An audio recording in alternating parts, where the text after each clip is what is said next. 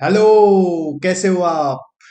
Welcome back to our FM classes. मैंने आपको बचा हुआ 4 क्वेश्चन होमवर्क दिया था और आपने कोशिश पक्का किया होगा। मेरा भरोसा आपने तोड़ा नहीं है, मेरे को मालूम है। बट फिर भी कुछ बच्चे ऐसे हैं जिनको थोड़ा सा पुश का जरूरत है, तो इसलिए मैं एक बार वो 4 क्वेश्चन को डिस्कस करता हूँ। ठीक है?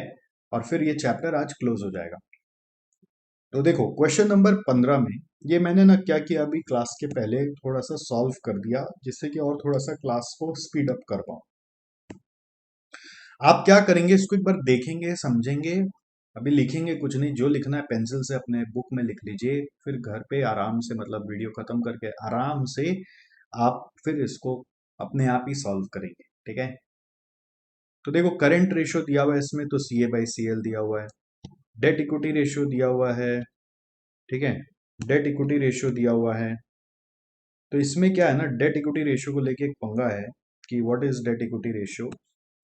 Debt equity ratio is debt by equity. तो इक्विटी का मीनिंग को लेके इस सब में एक पंगा है। नॉर्मली वर्ड इक्विटी का मतलब होता है, हम लोग समझते हैं, equity share capital plus reserve plus preference share capital. Preference share capital is considered part of equity, but इस सब में इक्विटी शेयर कैपिटल को रिजर्व्स अज्यूम करके किया गया है। ये क्वेश्चन में लिखा रहता तो बहुत इजी होता, बट आप समझ लो ये आपको लिख लेना और फिर सबको ट्राई करना है। आपसे नहीं हुआ होगा तो इसी कारण से नहीं हुआ होगा, यहीं पे आके आप अटके होंगे। नेक्स्ट, फिर return on total assets after tax दिया हुआ नहीं, PAT by total asset turnover दिया हुआ नहीं, sales by total asset, GP ratio दिया हुआ नहीं, GP by sales, stock turnover ratio दिया हुआ है, यानी कि COGS by average stock, working capital दिया हुआ है C A minus C L, fix asset दिया हुआ है 180,000 equity shares of 10 rupees each, तो 18 लाख का इक्विटी शेयर्स है, 60,000 ऑफ 9% प्रेफरेंस शेयर, तो 10 इंटू 60,000 से 6 लाख आ रहा है। ओपनिंग स्टॉक दिया हुआ है। So we are required to calculate some ratios, but you can't deduce this ratios without knowing what is all given. ठीक है? तो क्विक रेशियो के लिए जैसे क्या चाहिए आप वो भी लिख लो। जैसे क्विक रेशियो के चलिए मेरे को current asset minus stock by current liabilities minus bank OD. Bank OD के बारे में जिक्र नहीं है, तो करंट लायबिलिटीज चाहिए। फिक्स एसेट टर्नओवर के लिए मेरे को सेल्स लगेगा और फिक्स एसेट लगेगा। प्रोप्राइटरी रेशियो के लिए अगर आपको याद हो, how do you find proprietary ratio, भूल जाते हैं हम लोग। Proprietary ratio normally guys we forget. आपको याद है मैं बोला था प्रोप्राइटरी रेशियो में नॉर्मली बच्चा भूल ही जाता है कि ये कैसे निकालना है। तो प्रोप्राइटरी रेशियो होता है प्रोप्राइटर्स फंड यानी कि equity divided by total assets. But इस बार इक्विटी बाय टोटल एसेट्स में हम लोग जो इक्विटी बोलते हैं ना, वो इक्विटी मतलब तो प्रेफरेंस शेयर कैपिटल इंक्लूसिव होता है। बट इस सम में अज्यूम किया equity share capital plus reserves only, preference share को इंक्लूड नहीं किया, तो ऊपर में प्रेफरेंस शेयर कैपिटल को जरूर लेना। और ईपीएस कैसे आता है, जो net earnings available for equity share holder होता है, यानी कि ईफेश divided by number of equity shares. ईफेश divided by number of equity shares. ईफेश divided by number of equity shares क्या होगा, ईफेश divided by number of equity shares.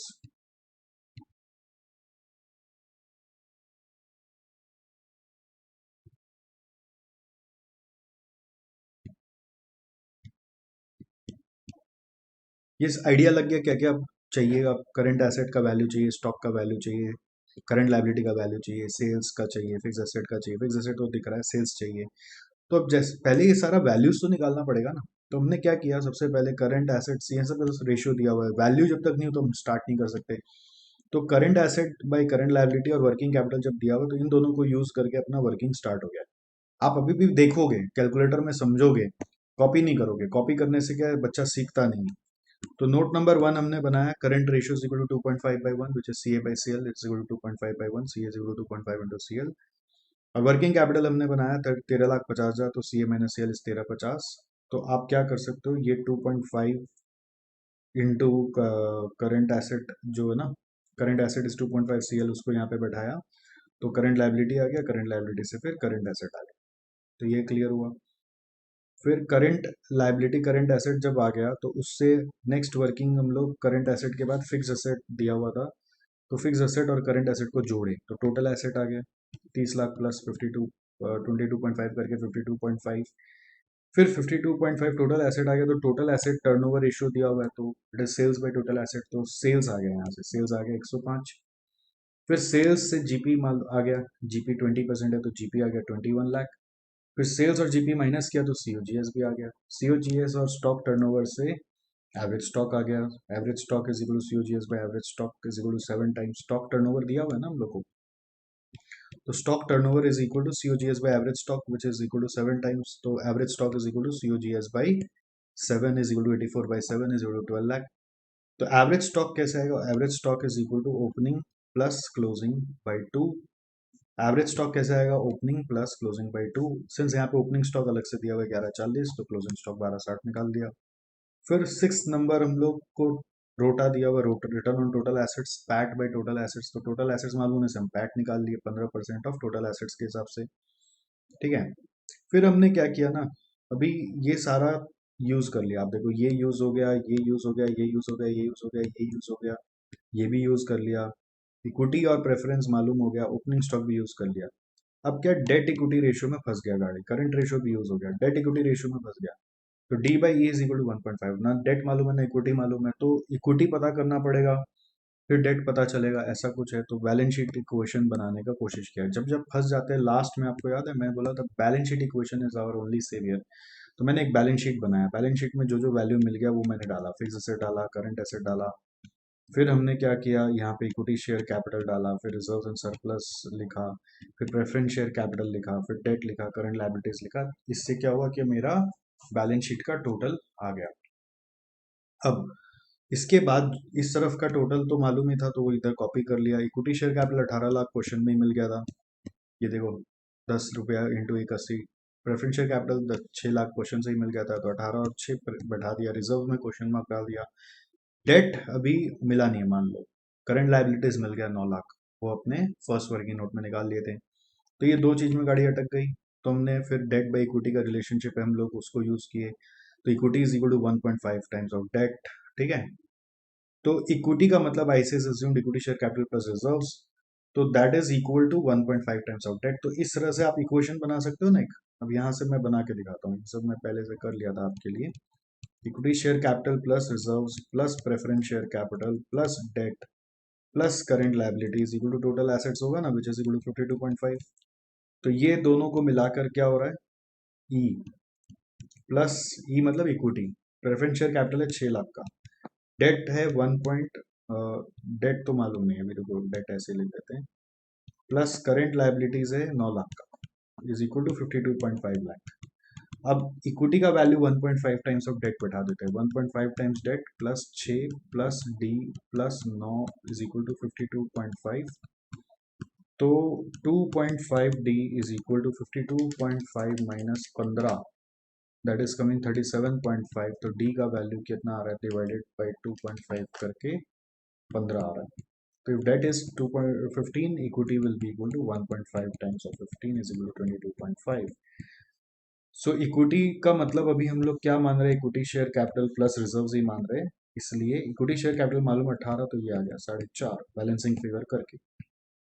तो now if you go back and put the figures in balance sheet, तो ये आ रहा है 4.5, और डेट भी आ जाएगा विच इज इक्वल टू 15, तो देखो तो बैलेंस शीट टैली हो जाएगा ना, 18 प्लस 4.5 प्लस 6 प्लस 15 प्लस 9 मिला के ये दोनों का वैल्यू भी आ गया, तो बैलेंस शीट टैली हो गया, मोस्टली सारे वैल्यूज आ गए। तो अब क्वेश्चन में जो जो पूछा है वो सब आप निकाल लो, जैसे क्विक रेशियो को ये बोला current asset minus stock by current liability, तो करंट एसेट हम लोगों का कितना है 22.5, स्टॉक क्लोजिंग स्टॉक लोगे, स्टॉक में क्लोजिंग स्टॉक लोगे, तो क्लोजिंग स्टॉक हमने निकाला था 12.6 बाई करंट लायबिलिटी हमने निकाला है 9 लाख, तो ये आंसर आ जाएगा। Fix asset turnover ratio sales by fix asset, तो सेल्स हम लोग को मिला है 105 डिवाइडेड बाय फिक्स एसेट हम लोग होगा 30, proprietary ratio will be equity plus preference share capital by total assets, तो इक्विटी का वैल्यू हम लोगों का, इक्विटी का वैल्यू हम लोगों का, इक्विटी का हम लोगों का वैल्यू क्या है, इक्विटी का वैल्यू आया था ना अभी 22.5, इक्विटी का हम लोग का value 22.5 plus preference share capital है 6 lakh, divided by total assets कर देना है, divided by total assets which is 52.5 हो जाएगा। ईपीएस के लिए ईफेश चाहिए, ईफेश निकालना पड़ेगा आपको, समझ में आ रहा है आपको कैसे किया मैंने, तो ये 7 नंबर बैलेंस शीट बना के क्वेश्चन लगा दिया, ईफेश निकालना है, तो ईफेश कैसे आएगा, जो पैट निकाले थे ना, पैट में से प्रेफरेंस डिविडेंड माइनस कर दीजिए तो ईफेश आ जाएगा, पैट हम लोग निकाले थे ना ऊपर में, कहाँ रोटा मेरा 787,500 7.875 था वो, तो 787,500 माइनस प्रेफरेंस डिविडेंड करेंगे। प्रेफरेंस डिविडेंड कितना है हम लोगों का? 9% of 6 lakh is equal to 54,000। 787,500 minus 54,000 is equal to 733,500। हो गया।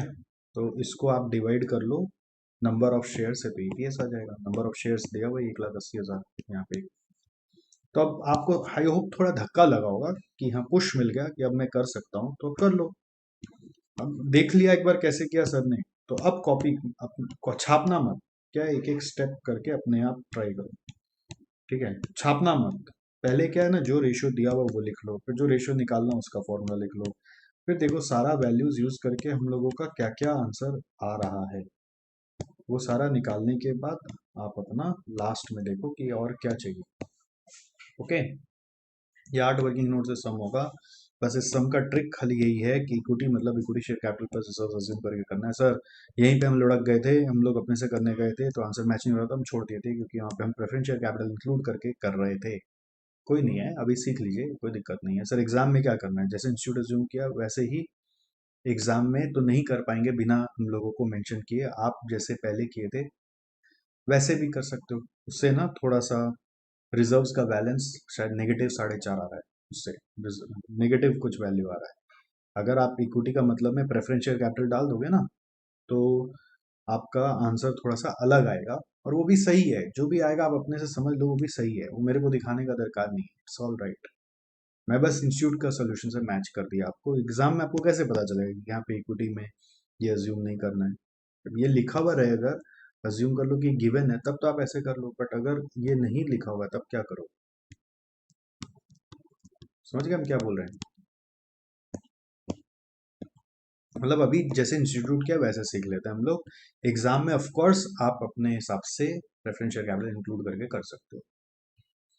राइट, नेक्स्ट 16 में आ जाओ। घर पे करना आराम से, मतलब बाद में क्लास के बाद, अभी पहले समझो। ये वाला क्वेश्चन में एक नया चीज क्या था, apprise your comments on strength and weakness of Navya limited comparing it's ratios with the given industry norms. तो यहाँ पर बैलेंस शीट दिया हुआ है आपको, और पूरा पीएल स्टेटमेंट बना के दिया हुआ है, मतलब बहुत सारी वैल्यूज दी हुई है, और आपको इंडस्ट्री नॉर्म्स के हिसाब से कुछ रेशियोज दिया हुआ है, आपको नया रेशियोज अपना निकालना है। तो करंट रेशियो कैसे आएगा, current assets by current liability, पहले सबका फॉर्मूला मालूम होना चाहिए। करंट रेशियो कैसे आएगा, current asset minus current liability करके आएगा। तो करंट एसेट्स क्या है हमारा, करंट एसेट्स ये 3 है, करंट लायबिलिटीज क्या है, करंट लायबिलिटीज ये 3 है। करेक्ट। तो इन दोनों को ऐड करके डिवाइड कर दो, आप देखो आपका आंसर क्या आता है। फिर रिसीवेबल टर्नओवर रेशियो कैसे आएगा, रिसीवेबल टर्नओवर रेशियो आएगा sir credit sales divided by receivables, average receivables. ठीक है, तो क्रेडिट सेल्स में जो सेल्स है वो सारा क्रेडिट मान लिया जाएगा। एवरेज रिसीवेबल्स में रिसीवेबल्स 100 डेटर्स है। ओपनिंग बैलेंस ही क्लोजिंग बैलेंस बोल के अलग से दिया हुआ नहीं है, तो जो बैलेंस है वही ओपनिंग है वही क्लोजिंग है, तो अकॉर्डिंगली ये वैल्यू भी आ जाएगी। आप कैलकुलेटर में करके टेस्ट कर सकते हो अगर आपको समझ में आ रहा है तो। नहीं, नहीं लग रहा है। करंट एसेट जैसे आप टोटल देखोगे ना कितना आ रहा है, 77 माइनस 24.2 करोगे तो 52.8 आ रहा है। और यहाँ पे करंट लाइबिलिटीज क्या आ रही है, 6.6, 8.8 और 4.4 जोड़कर 19.8 आ रहा है।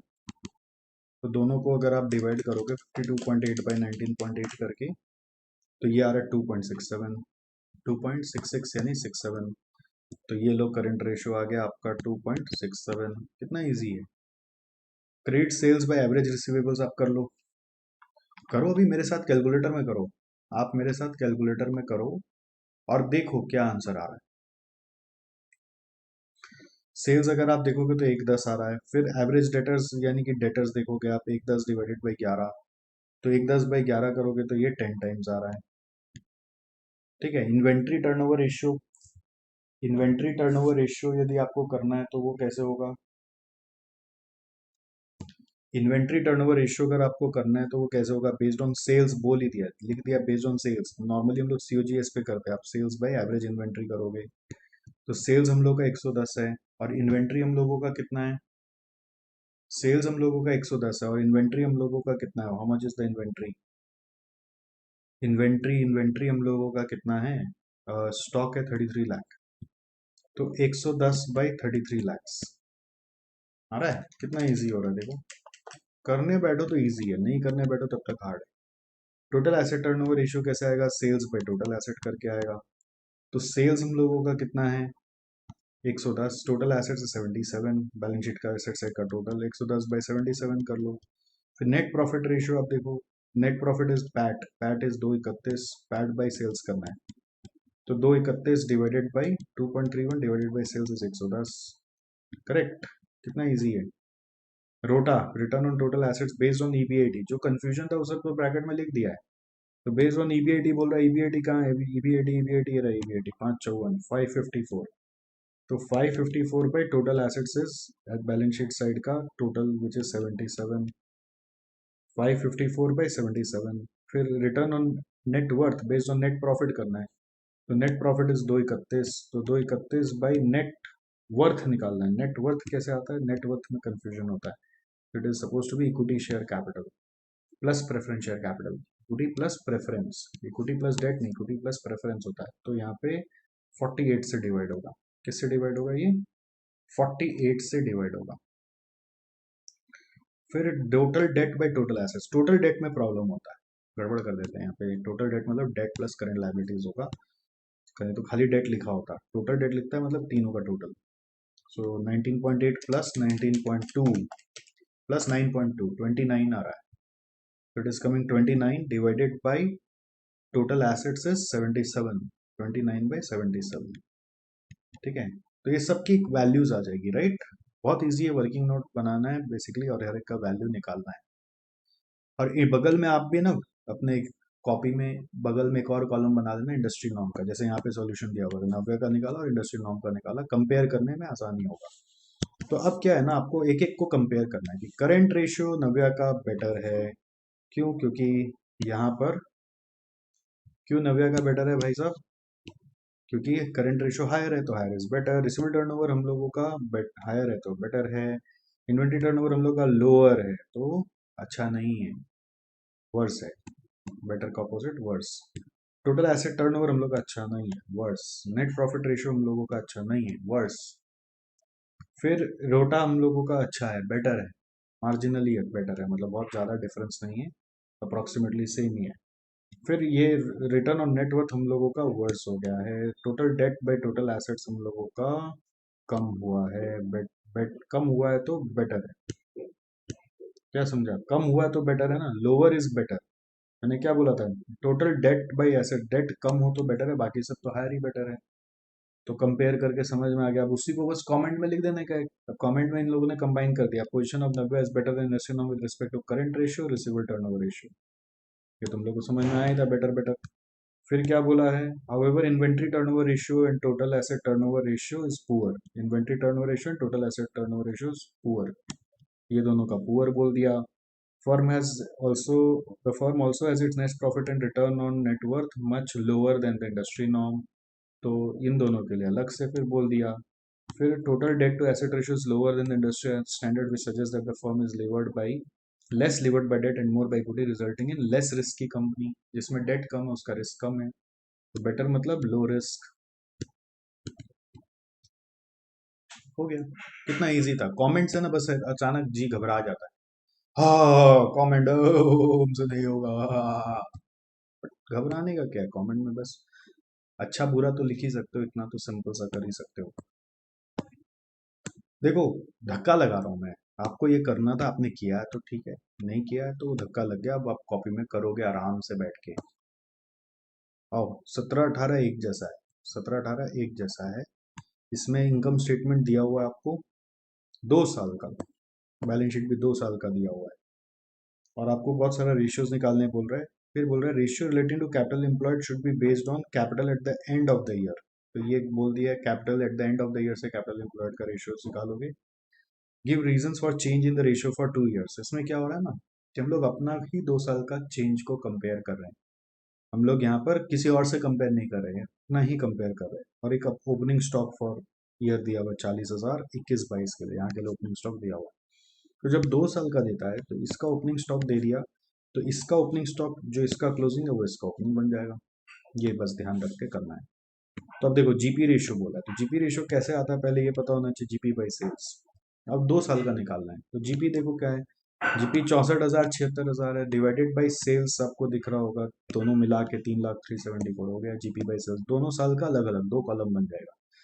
अब देखो operating expense to sales ratio, तो ये सब में ना डर लगता है ऑपरेटिंग एक्सपेंस क्या होगा, बट क्वेश्चन को ठीक से पढ़ोगे तो ऑपरेटिंग एक्सपेंस यहाँ पे दिया हुआ ही है, ये सारा जोड़ के ऑपरेटिंग एक्सपेंस है 49 और 57। तो operating expense to sales ratio में क्या करना है हम लोग को, ऑपरेटिंग एक्सपेंस जो दिया हुआ है डिवाइडेड बाय सेल्स करना है, right. So this will be equal to, जो ऑपरेटिंग एक्सपेंसेस है अगर आप देखो 49,000 डिवाइडेड बाय सेल्स कर लो, 57,000 डिवाइडेड बाय सेल्स कर लो। तो ऑपरेटिंग एक्सपेंस गिवन है, डिवाइड बाय सेल्स करना है। ऑपरेटिंग प्रॉफिट रेशियो बोल रहा है, ऑपरेटिंग प्रॉफिट में इस समय धक्का लगता है, क्या होगा, ऑपरेटिंग प्रॉफिट भूल जाते हैं हम लोग। It is suppose to be your sales minus COGS minus all other operating expenses. तो if you see the income statement, sales minus COGS करके जीपी निकाला है, फिर अदर ऑपरेटिंग एक्सपेंस माइनस करके जो प्रॉफिट आया वो लिख दिया नेट प्रॉफिट, बट अभी हमारे यहाँ पे यही ऑपरेटिंग प्रॉफिट कहलाएगा, क्योंकि ऑपरेटिंग प्रॉफिट निकालने के लिए हम लोग ऑपरेटिंग एक्सपेंस माइनस करते COGS के अलावा। तो ये operating expense is, operating profit is nothing but net profit, and so you will take net profit by sales in this sum, but it's not that it's always net profit, ठीक है। फिर capital turnover ratio is basically your turnover by capital, ठीक है। तो turnover के लिए अपने को तो सेल्स मालूम है, और कैपिटल जो लेना है, कैपिटल का मतलब क्या है, इसमें गुमराह हो जाता है। कैपिटल मतलब, आइडियली कैपिटल मतलब होता है डेट प्लस इक्विटी दोनों। आइडियली कैपिटल मतलब होता है डेट प्लस इक्विटी दोनों। क्या बोल रहा हूँ मैं, ध्यान से सुन रहे हो। आइडियली कैपिटल का मतलब क्या होता है, डेट प्लस इक्विटी दोनों होता है। आइडियली कैपिटल टर्नओवर रेशियो में डेट प्लस इक्विटी दोनों होता है। देखो यहाँ पे डेट प्लस इक्विटी मिलाकर 1 लाख है, और यहाँ पे डेट प्लस इक्विटी मिलाकर 147 है। It should be share capital plus reserves plus debt, ध्यान रहेगा, इक्विटी प्लस डेट दोनों। इक्विटी प्लस डेट, कैपिटल मतलब long term fund, capital employed, तो it is this divided by long term fund divided by, sorry, sales divided by long term fund, turnover है ना, तो sales by long term fund, sales divided by long term fund which is equal to share capital plus reserves plus debt. Stock turnover ratio के लिए नया चीज क्या है कि आपको सिंस ओपनिंग स्टॉक अलग से दिया हुआ, तो एवरेज स्टॉक लेंगे, तो एवरेज स्टॉक पहले पता करना पड़ेगा। जैसे एवरेज स्टॉक अगर आप निकालोगे पहले 21-22 का, तो वो opening stock plus closing stock by 2 करके आएगा। ओपनिंग स्टॉक है 40,000 और क्लोजिंग स्टॉक यहाँ पे दिया हुआ है 60,000 बैलेंस शीट में, तो 40 प्लस 60 बाई 2 करके आएगा विच इज इक्वल टू 50,000। फिर 22-23 का क्या होगा, 22-23 का ये जो क्लोजिंग है ये ओपनिंग बन जाएगा 60,000 प्लस ये 94,000, 60,000 plus 94,000 divided by 2, 60 plus 94 divided by 2 करके आ रहा है 77,000, 60,000 प्लस 94,000 डिवाइडेड बाई 2 करके आ रहा है 77,000। Is it okay, 60,000 plus 94,000 by 2 करके आ रहा है 77,000। तो ये एवरेज स्टॉक आ गया। अब क्या करना है, COGS by average stock, COGS ऊपर में दिया हुआ है, इफ यू रिमेंबर COGS ऊपर में इनकम स्टेटमेंट में दिया हुआ है, हो जाएगा। फिर net profit to net worth ratio, net profit तो दिया हुआ ही हम लोगों को, डिवाइडेड बाय नेटवर्थ, नेटवर्थ मतलब होता है इक्विटी, ये दोनों को जोड़ोगे तो नेटवर्थ आएगा विच is share capital plus reserves. तो नेट प्रॉफिट बाय नेटवर्थ कर लोगे। और रिसीवेबल कलेक्शन पीरियड में भी, जब रिसीवेबल कलेक्शन पीरियड का वर्किंग करोगे तो रिसीवेबल टर्नओवर रेशियो चाहिए।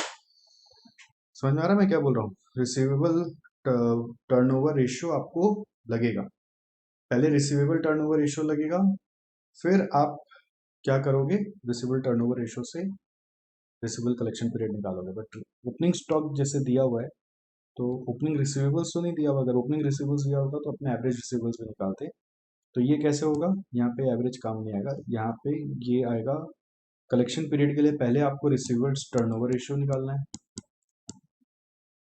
विच is equal to, you will say credit sales divided by receivables, credit sales by receivables, ध्यान देना यहाँ पे कैश सेल क्रेडिट सेल अलग अलग दिया हुआ है, तो क्रेडिट सेल्स बाय रिसीवेबल करोगे तो रिसीवेबल टर्नओवर आएगा, और फिर उसके बाद रिसीवेबल कलेक्शन पीरियड अलग से निकालोगे which will be equal to, अगर आप 360 डेज लेके करोगे तो 360 by average receivables, sorry 360 by average receivables बोल रहा हूँ, 360 by receivable turnover ratio, 360 by receivable turnover ratio.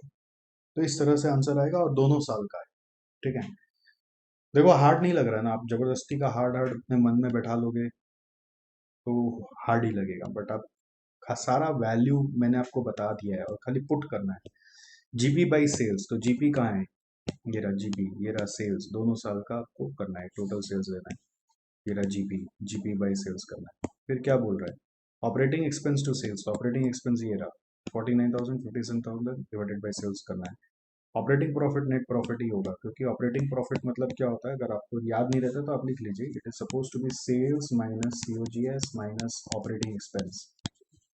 तो अगर आप देखें इनकम स्टेटमेंट में ऑपरेटिंग प्रॉफिट में यही किया हुआ है, sales minus COGS minus operating expense करके जो नेट प्रॉफिट आ रहा है वही ऑपरेटिंग प्रॉफिट है, तो ऑपरेटिंग प्रॉफिट पे ही सेल्स करना है।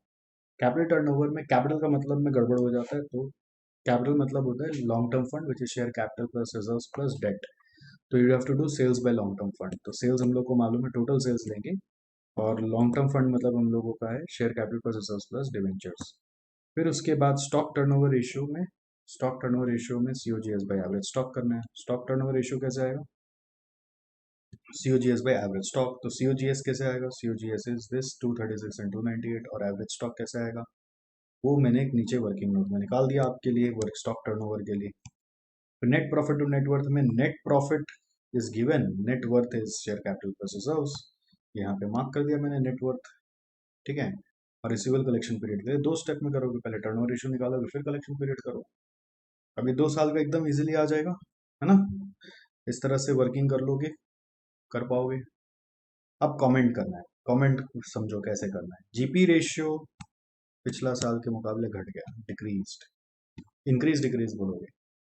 ऑपरेटिंग एक्सपेंस घट गया, घट गया तो अच्छा हुआ, मतलब जीपी रेशियो घटने से बुरा होता है, ऑपरेटिंग एक्सपेंस घटने से अच्छा होता है, बेटर हुआ है, पुअर हुआ है। फिर ऑपरेटिंग प्रॉफिट 5 का 5.08 है, तो ऑलमोस्ट सेम बोल सकते हो, बट फिर भी अगर 0.08 को ध्यान दे तो इंक्रीज मार्जिनली बोल सकते हो, मार्जिनली मतलब बहुत थोड़ा सा इंक्रीज हुआ है। कैपिटल टर्नओवर 3 का 2.54 हो गया, मतलब घट गया, डिक्रीज हो गया। स्टॉक टर्नओवर घट गया, नेट प्रॉफिट बढ़ गया, रिसीवेबल कलेक्शन बढ़ गया। रिसीवेबल कलेक्शन पीरियड बढ़ जाना मतलब अच्छा नहीं, क्योंकि जो पैसा 67 डेज में आ जाता था वो पैसा 87.5 डेज में आ रहा है, इंक्रीज हो गया मतलब पुअर हो गया। अच्छा फिर से देखो, डिक्रीज होना मतलब अच्छा है कि बुरा, ये भी तो समझना पड़ेगा ना। तो डिक्रीज होना, ग्रॉस प्रॉफिट अच्छा नहीं है, ऑपरेटिंग एक्सपेंस डिक्रीज होना अच्छा है, ऑपरेटिंग प्रॉफिट इंक्रीज होना अच्छा है, बेटर है। कैपिटल टर्नओवर और स्टॉक टर्नओवर डिक्रीज होना अच्छा नहीं है, पुअर है। नेट प्रॉफिट टू नेटवर्थ, अगर नेट प्रॉफिट ऊपर में है तो net profit to net worth increase हो गया तो बेटर है, और रिसीवेबल कलेक्शन पीरियड इंक्रीज हो गया तो पुअर है, रुपया फंस गया, ज्यादा दिन तक रुपया रोक रहा है, डेटर्स ज्यादा दिन तक रुपया रख के रखा है हम लोगों का। बस आपको ये इंक्रीज डिक्रीज कमेंट में एक एक करके लिख देना है, जीपी का ये, ऑपरेटिंग एक्सपेंस का ये, ऑपरेटिंग प्रॉफिट का ये, कैपिटल टर्नओवर का ये। ज्यादा देखो दिमाग इसमें बहुत लगाया जा सकता है, बट उतना दिमाग आपसे एक्सपेक्ट नहीं किया जा रहा है, बस आप इंक्रीज डिक्रीज कमेंट में लिख देंगे, यही है। देखो the decline in GP ratio, अब उन लोग एक रीजन भी बताता है कि क्यों हुआ होगा, जीपी रेशियो क्यों घटा होगा, उसके बारे में क्वेश्चन में कुछ कहानी बोला होगा तो वो भी पढ़ना पड़ता है। यहाँ पे बोल रहा है at present HPCL sell all finish goods from its own warehouse, company issued debentures and purchase fixed asset on the same day, the purchase price have remained stable during the period.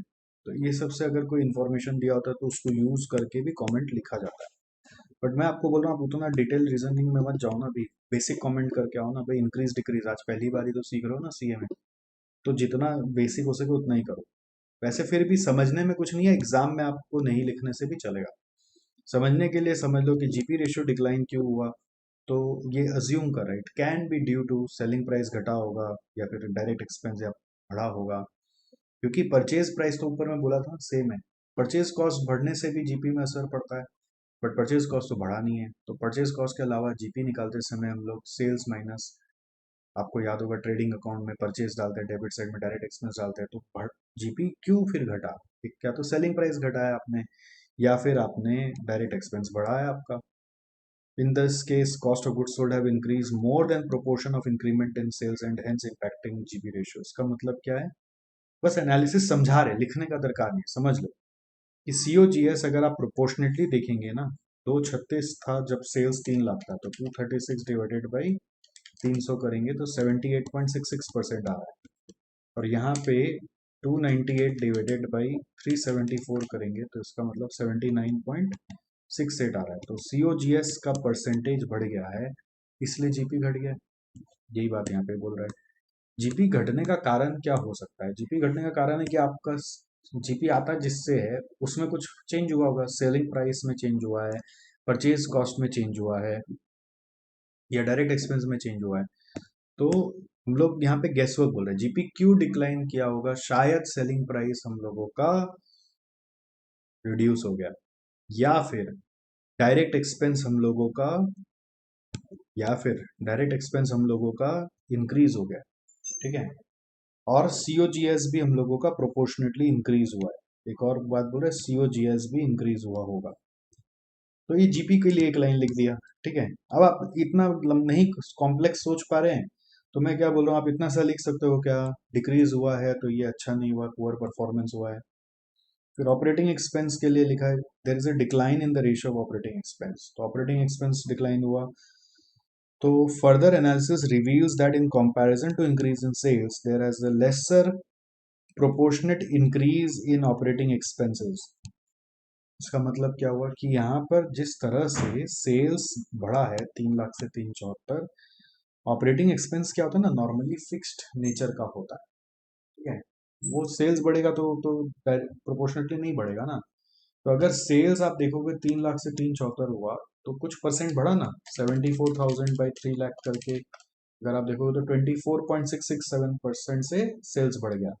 Operating expense सिर्फ 8,000 रुपये बढ़ा, तो 8,000 by 49,000 करोगे तो 16.32% से बढ़ा।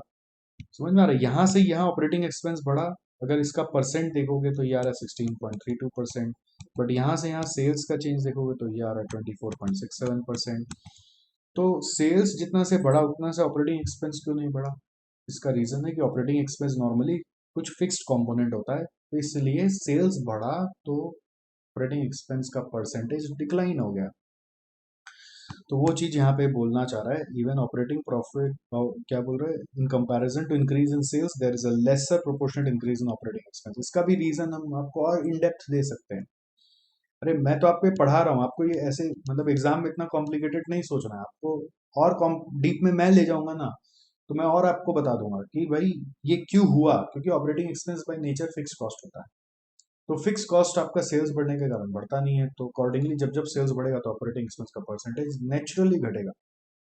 But यहाँ पे उस तरह से नहीं लिखा है, तो इसका मतलब मैं जो बोल रहा हूँ गलत बोल रहा हूँ, ऐसा नहीं। जो लिखा वही नहीं समझना है, पूरा चीज समझना है। बट समझने के लिए ठीक है, एग्जाम के लिए आपको यही लिखना है जो मैं आपको बताया। फिर ऑपरेटिंग प्रॉफिट का भी वही चीज है, सिंस ऑपरेटिंग एक्सपेंस हम लोगों का डिक्लाइन किया तो ऑपरेटिंग प्रॉफिट हम लोगों का बढ़ना चाहिए, बट मार्जिनली बढ़ा है बिकॉज जीपी का असर रह गया। मतलब जीपी में जो घटन हुआ था वो थोड़ा बहुत यहाँ पे मेकअप हो गया, इसलिए ऑपरेटिंग प्रॉफिट मार्जिनली बढ़ा है। बोल रहा है remain same approximately spite of decline in GP ratio. तो इन लोगों का जो इंटरप्रिटेशन है ना, मैं उससे बेटर इंटरप्रिटेशन आपको बता सकता हूँ। कैसे? मैंने क्या बोला आपको, देखो सेल्स यदि हम लोगों का बढ़ा है तो उसके कारण हमने देखा जीपी हम लोग का घटा है, जीपी घटा है बट वो मेकअप हो गया ऑपरेटिंग एक्सपेंस से काफी हद तक, तो इसलिए ऑपरेटिंग प्रॉफिट ऑलमोस्ट सेम ही आया है जब मार्जिनली डिफरेंस आया। तो आप बस इतना सिंपल सा नहीं लिख सकते operating expense increased marginally so better, बस आपको उतना डीप में रीजनिंग क्यों करना है? एग्जाम का काम आप वैसे कर लो। फिर कैपिटल टर्नओवर रेशियो के लिए और स्टॉक टर्नओवर रेशियो के लिए वो घटा है, बस अब ये औकात पे आ गए। औकात पे आ गए मतलब वही सिंपल वाला ही लिख दिए। कैपिटल टर्नओवर और स्टॉक टर्नओवर के लिए देखो यहाँ पे क्या लिखा हुआ है, यहाँ पे लिखा हुआ company has not been able to deploy its capital efficiently, this is indicated by decline. तो उसका लैंग्वेज कुछ भी बोल सकते हो ना, it's not been able to deploy capital, it's not been able to utilise capital, it's not been able to use the fund employed in the business, कुछ भी तरीके से बोल सकते हो। फिर decline in stock turnover is also there, ये stock turnover के लिए बोल दिया। फिर net profit to net worth ratios increase indicating the company's net worth is efficient in generating profits. मतलब नेट प्रॉफिट टू नेटवर्थ का मतलब क्या है, नेटवर्थ जो कंपनी का उसके अगेंस्ट में जो नेट प्रॉफिट है वो इंक्रीज हो रहा है, मतलब कंपनी अपना नेटवर्थ से अच्छा प्रॉफिट जनरेट कर रहा है। तो ये नेट प्रॉफिट टू नेटवर्थ के बारे में बोल दिया। रिसीवेबल्स के बारे में बोल दिया, वो अगर बढ़ रहा है तो इसका मतलब आप ज़्यादा क्रेडिट दे रहे हैं। Collection period indicates the company has become liberal in extending credit. Liberal मतलब खुला कर दिया, हाथ खुला कर दिया, मतलब ज़्यादा क्रेडिट दे रहे हैं। There is a corresponding increase in receivables also due to such credit policy. As a consequence आपका रिसीवेबल्स अमाउंट बढ़ गया। It is not good for the company. Receivables बढ़ना इज नॉट गुड, वो लिखा नहीं है। मैं आपको जो बताया ना, विश्वास तो करो, वो ज़्यादा ईजी है और ज़्यादा बेटर है। तो आप मेरे हिसाब से जो कमेंट मैंने समझाया वो लिखोगे। आप कैसे लिखोगे मैं फिर से बोल रहा हूँ। जीपी रेशियो के लिए क्या लिखोगे, ध्यान से सुन लो, ध्यान से सुन लो। GP ratio has decreased from 21.3% to 20.3%। ठीक है, इट रीजन में नहीं जाते हैं, it is indicating that the performance has been poor, बस। Operating expense has decreased from 16.3% to 15.2%. It is indicating that the performance has been better. कितना easy कर दिया। Operating profit has increased from 5% to 5.08%. It has increased marginally, so performance is almost similar to last year. ऐसे भी लिख सकते हो, या फिर आप बोल सकते हो it is slightly improve from the last year. Capital turnover ratio is 3 से 2.54। इट हैज डिक्रीज्ड, दोनों का एक साथ बोल सकते हो, या stock turnover ratio has decreased. तो these both are indicating that the performance has been poor. ऐसा लिख सकते हो, poor performance, better performance, increase decrease, that's it. उतना रीजनिंग में आप जाओगे ना, अभी उलझ जाओगे। अभी रीजनिंग का माइंड उतना मैच्योर नहीं हुआ है। इवेंचुअली वो फाइनल लेवल तक आते आते मैच्योर होगा, बट फिर भी रीजनिंग सीखने में कोई बुराई नहीं है। जीपी देखो कैसे रीजनिंग करते हैं, फिर है ना सबको इंटरलिंक करके समझना पड़ता है कि जीपी के अंदर जो वेरिएबल्स है, जैसे सेल्स है, कॉस्ट ऑफ गुड्स सोल्ड है, डायरेक्ट एक्सपेंस है, कॉस्ट ऑफ गुड्स सोल्ड के अंदर परचेज है, तो किसके कारण जीपी घटा होगा। तो सेल्स कुछ लिखा नहीं है, बस लिखा है परचेज सेम था, तो सेल्स हम लोगों का जरूर बढ़ा होगा, या बढ़ा तो है वो तो दिख ही रहा है, या डायरेक्ट एक्सपेंस हम लोगों का बढ़ गया होगा, इसलिए जीपी घट गया। और वो सीओजीएस से भी दिख रहा है कि सीओजीएस का प्रोपोर्शन बढ़ गया है। करेक्ट, एक्चुअल रियल पता नहीं चल रहा है किस लिए, बट अंदाजा लगा रहे हैं। ऑपरेटिंग एक्सपेंस क्यों घटा होगा, इसलिए क्योंकि वो फिक्स नेचर का होता है, इसलिए घट गया होगा। सेल्स बढ़ने से उसका इम्पैक्ट थोड़ा सा कम हो गया, वो तो सेम ही रहता है नॉर्मली। सेल्स पे रेशियो देख रहे हो आप, सेल्स बढ़ गया, ऑपरेटिंग एक्सपेंस उतना ज़्यादा बढ़ा नहीं। ऐसे करके भी आप एक एक का डेप्थ में भी जाके लिख सकते हो। लोगों ने दो तीन रेशियो में ट्राई किया, बाकी फिर तो सिंपल सिंपल ही लिख दिया। तो मैं बोल रहा हूँ शुरू से सिंपल वाला लिख लो। अब ये वाला क्वेश्चन 18 जो है ना, 17 जैसा है, बस यहाँ पे 3 साल आ गया। यहाँ पे दिया हुआ है देखो, company sells plumbing fixtures on terms of 2/10 net 30। ये आप लोग है ना आगे चैप्टर्स में पढ़ोगे मेरे साथ। ये कैश डिस्काउंट पॉलिसी होता है। इसका मतलब होता है, इसको लिखने का एक मतलब होता है कि 2 दिन 10 दिन में पेमेंट दिया तो 10 दिन में पेमेंट दिया तो पेमेंट दिया तो 2% कैश डिस्काउंट मिलेगा। ये एक स्टाइल होता है लिखने का। 2/10, 2/10 मतलब ये मतलब होता है कैश डिस्काउंट 2% देते हैं अपने कस्टमर को। और या मिलेगा क्या मतलब, सेल कर रहे तो देंगे, और अदरवाइज 30 डेज में पूरा पेमेंट चाहिए। अदरवाइज 30 डेज में पेमेंट चाहिए, 30 डेज में पेमेंट चाहिए, मतलब उसमें फिर कोई कैश डिस्काउंट नहीं मिलेगा, विदाउट कैश डिस्काउंट।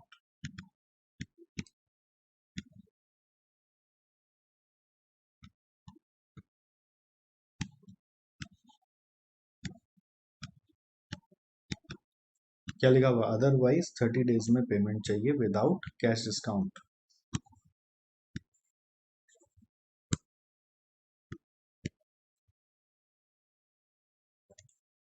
समझ में आई, इसका मतलब ये है। अभी इसका यूज क्या कुछ नहीं है, बस ऐसे ही समझा दिया, क्योंकि आगे के चैप्टर्स में आएगा। लिख सकते हो, बुक में लिख के रख सकते हो। इसका मतलब ये होता है कि कंपनी इस पॉलिसी को बना के चल रहा है कि 30 दिन में पेमेंट कलेक्ट करेगा, नहीं तो 10 दिन में अगर पेमेंट आ गया विद इन 10 डेज, तो 2% अपना कस्टमर को रिबेट दे देता है, डिस्काउंट दे देता है। तो 3 साल का डेटा दिया हुआ, देखो कैश, अकाउंट रिसीवेबल, इन्वेंट्री, तो ये तीनों मिला के आ गया current asset. Is it okay? इन तीनों को मिला के क्या आ गया? करंट एसेट आ गया।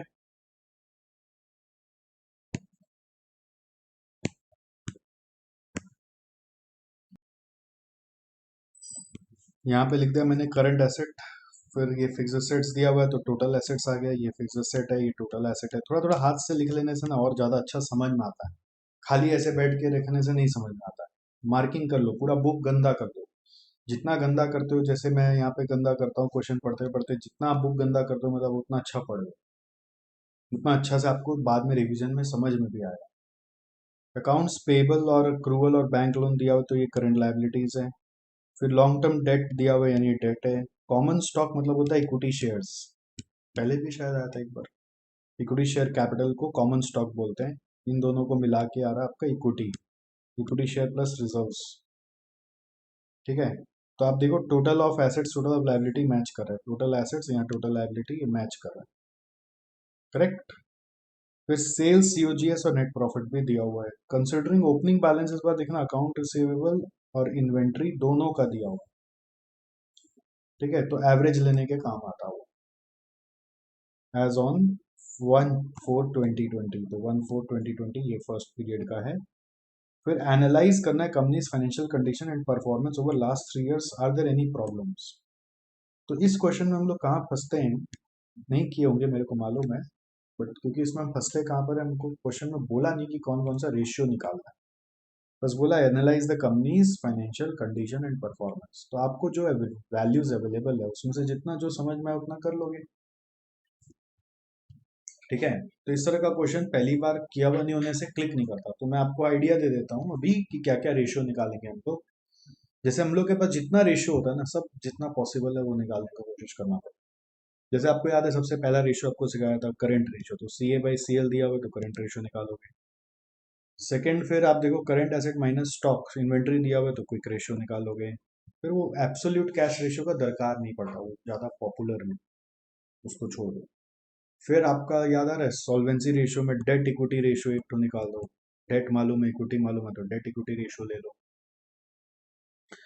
फिर आप चाहो तो डेट इक्विटी रेशियो से फिर डेट रेशियो इक्विटी रेशियो निकालने का दरकार नहीं है, एक मेन रेशियो निकाल दिया। फिर आप चाहो तो, सिंस यहाँ पे प्रेफरेंस शेयर कैपिटल नहीं है तो कैपिटल गियरिंग रेशियो का कोई मतलब नहीं, कैपिटल गियरिंग का कोई मतलब नहीं।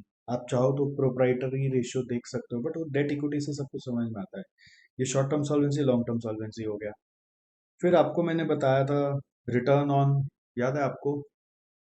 Return on total assets, return on net worth, ये सब सिखाया था। तो उसका एक ले लो, रिटर्न ऑन एसेट्स मान लो, या रिटर्न ऑन टोटल एसेट्स एक ले लो, बस एक रेशियो, उसका भी एक तो ले लिया। अब उसके बाद सारा एक्टिविटी रेशियोज था, अगर आपको याद हो। एक्टिविटी रेशियो में आप क्या क्या निकाल सकते हो, जैसे जो ज़्यादातर सम्स में भी दिया हुआ होता था, अगर आप देखोगे यहाँ पे रिसीवेबल्स और इन्वेंट्री दिया हुआ है तो एक रिसीवेबल टर्नओवर रेशियो आ जाएगा, एक स्टॉक टर्नओवर आ जाएगा, ये दो तो आ ही जाएगा। रिसीवेबल टर्नओवर आ जाएगा, फिर स्टॉक टर्नओवर आ जाएगा, करेक्ट। फिर हिसाब से इससे ज़्यादा हम लोगों को खुद से क्लिक नहीं करता। सेल्स, नेट प्रॉफिट, सीओजीएस दिया हो तो जीपी रेशियो हम लोग निकाल सकते हैं, नेट प्रॉफिट रेशियो निकाल सकते हैं।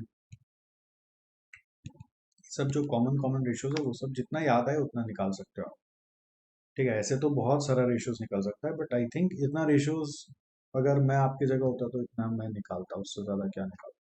ज़्यादा से ज़्यादा मैं एक और टोटल एसेट टर्नओवर रेशियो भी निकाल लेता, टोटल एसेट टर्नओवर रेशियो एक निकाल लेता। अब इंस्टीट्यूट का सॉल्यूशन देखोगे तो उसमें और भी कुछ रेशियोज दिए हुए हैं। ठीक है, तो इतना मिनिमम रेशियोज हम लोग को निकालना है, बट अभी के लिए हम लोग क्या करेंगे, ये मैं आपको आइडिया दिया कि ये सब रेशियोज निकालना है। और जो जो रेशियो इंस्टीट्यूट का सॉल्यूशन के हिसाब से आप नाम पढ़ के निकाल। करंट रेशियो दिया हुआ है, एसिड टेस्ट रेशियो दिया हुआ है, रिसीवेबल टर्नओवर रेशियो दिया हुआ है, सब नाम बोला मैंने। करंट रेशियो है, acid test ratio, quick ratio एक है, फिर रिसीवेबल टर्नओवर मैंने बोला, फिर उसी से कलेक्शन पीरियड भी निकाल दिया, फिर इन्वेंट्री टर्नओवर रेशियो मैंने बोला। फिर यहाँ पे एक नया दे दिया डेट टू नेटवर्थ, तो डेट बाई इक्विटी दे दिया, नेटवर्थ मतलब इक्विटी, बट यहाँ पे टोटल डेट से किया गया। हाँ, टोटल डेट से किया, टोटल डेट टू नेटवर्थ कर दिया है। हम लोग जो बोल रहे थे डेट बाई इक्विटी, तो वो डेट बाई इक्विटी अलग होता है, और इन लोगों ने बोला टोटल डेट बाई नेटवर्थ यानी इक्विटी से करो। ठीक है, तो ये एक नया रेशियो बोला है तो कर दो। अब ये क्या है ना, ये आप इसका कोई वैसे नहीं सोच सकते कि ये ही निकालना है। अब मान लीजिए आपने एक कम निकाला तो कोई उपाय नहीं है उसका, और एक ज़्यादा निकाले तो कोई उपाय नहीं है, और एक मैचिंग रेशियो नहीं निकाला तो भी कोई उपाय नहीं है। वेरियस रेशियोज में आपको हर ब्रांच से आपका जो रेशियो का चार्ट है उससे हर ब्रांच से कोई कोई रेशियो निकालो।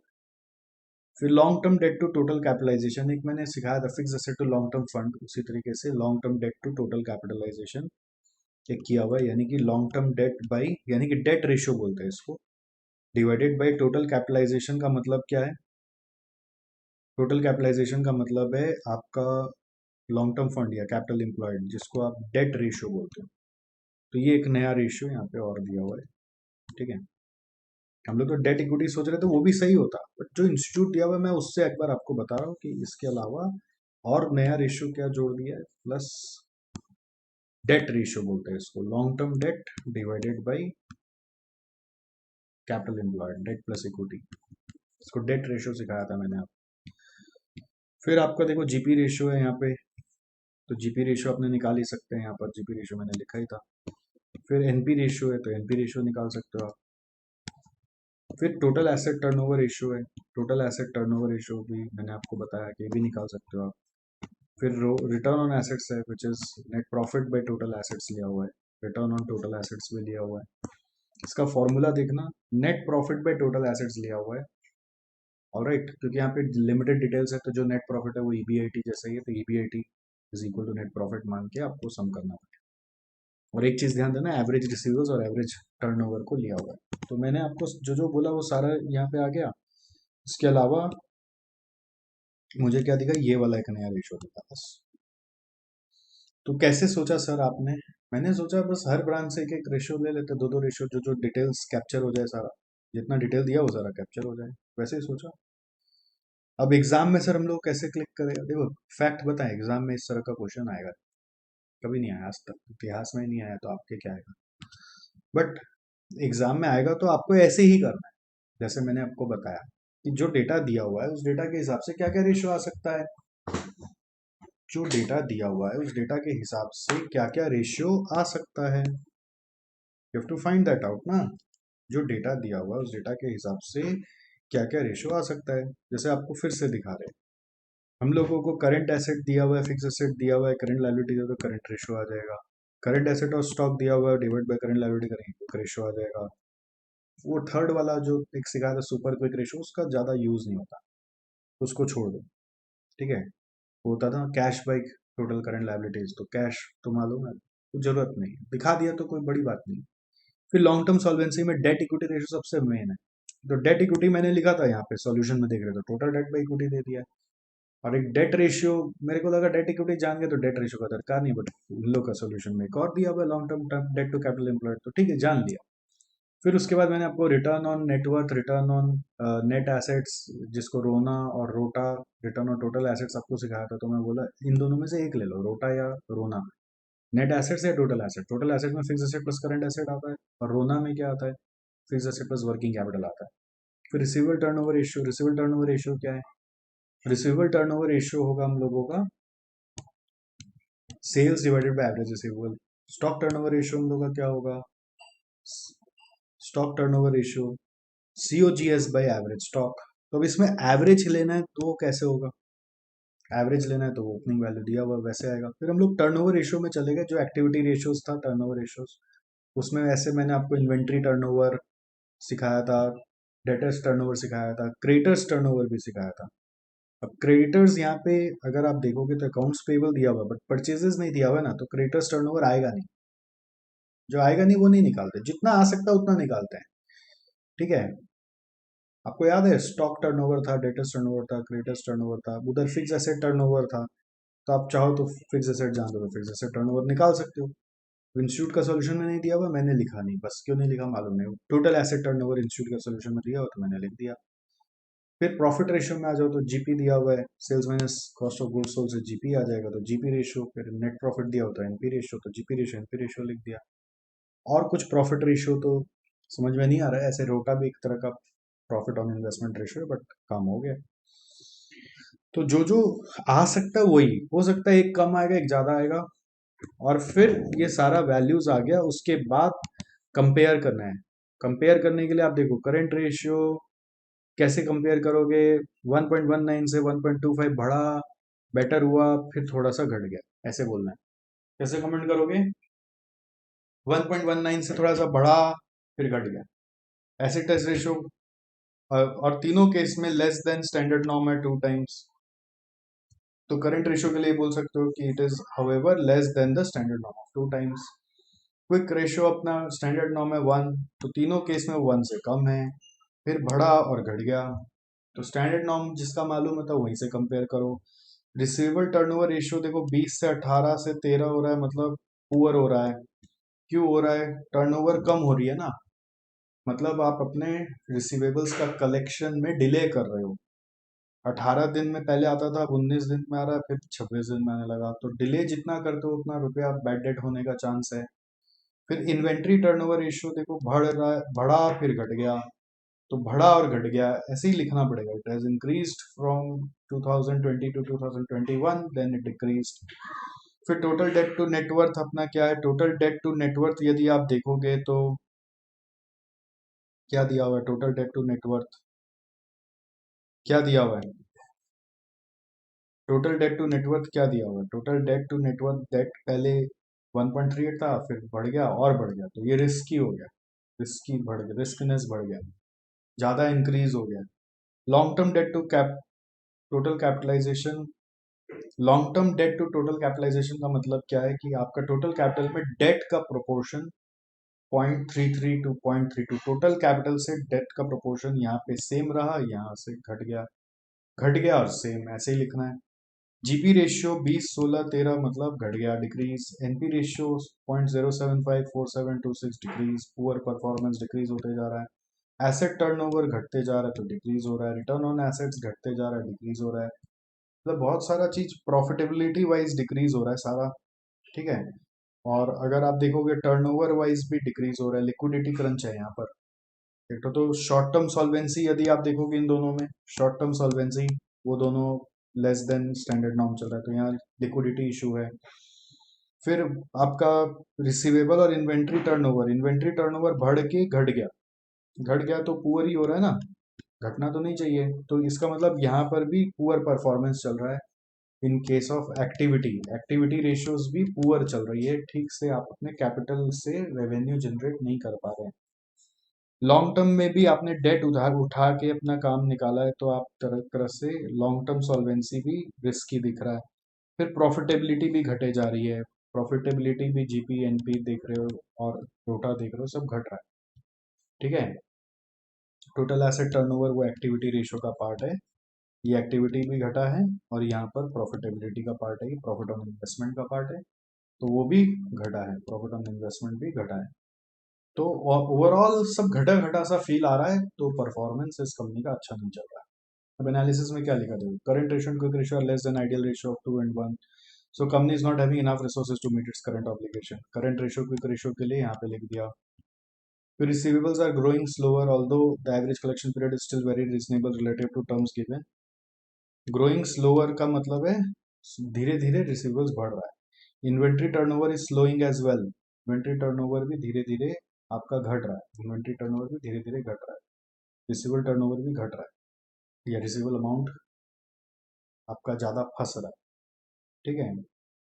Increase in receivable inventories coupled with the fact that net worth has increased very little has resulted in total debt to net worth ratio increasing to what would have to be regarded as an absolute basis as a high level। इसका क्या मतलब है, देखो मतलब समझा रहा हूँ। Receivables और इन्वेंट्री टर्नओवर, थोड़ा सा ना पेशेंस लूज मत करना, आप लोग क्या होता है ना ये सब सोच के तुम जीभ निकाल देते हो, ऐसा नहीं, आराम से सुनो, सुनो पहले, नया चीज है सुनो, फिर धीरे धीरे सीख जाओगे। रिसीवेबल आर ग्रोइंग स्लोअर, तो समझ में आया, मतलब रिसीवेबल टर्नओवर स्लो होता जा रहा है, घटते जा रहा है।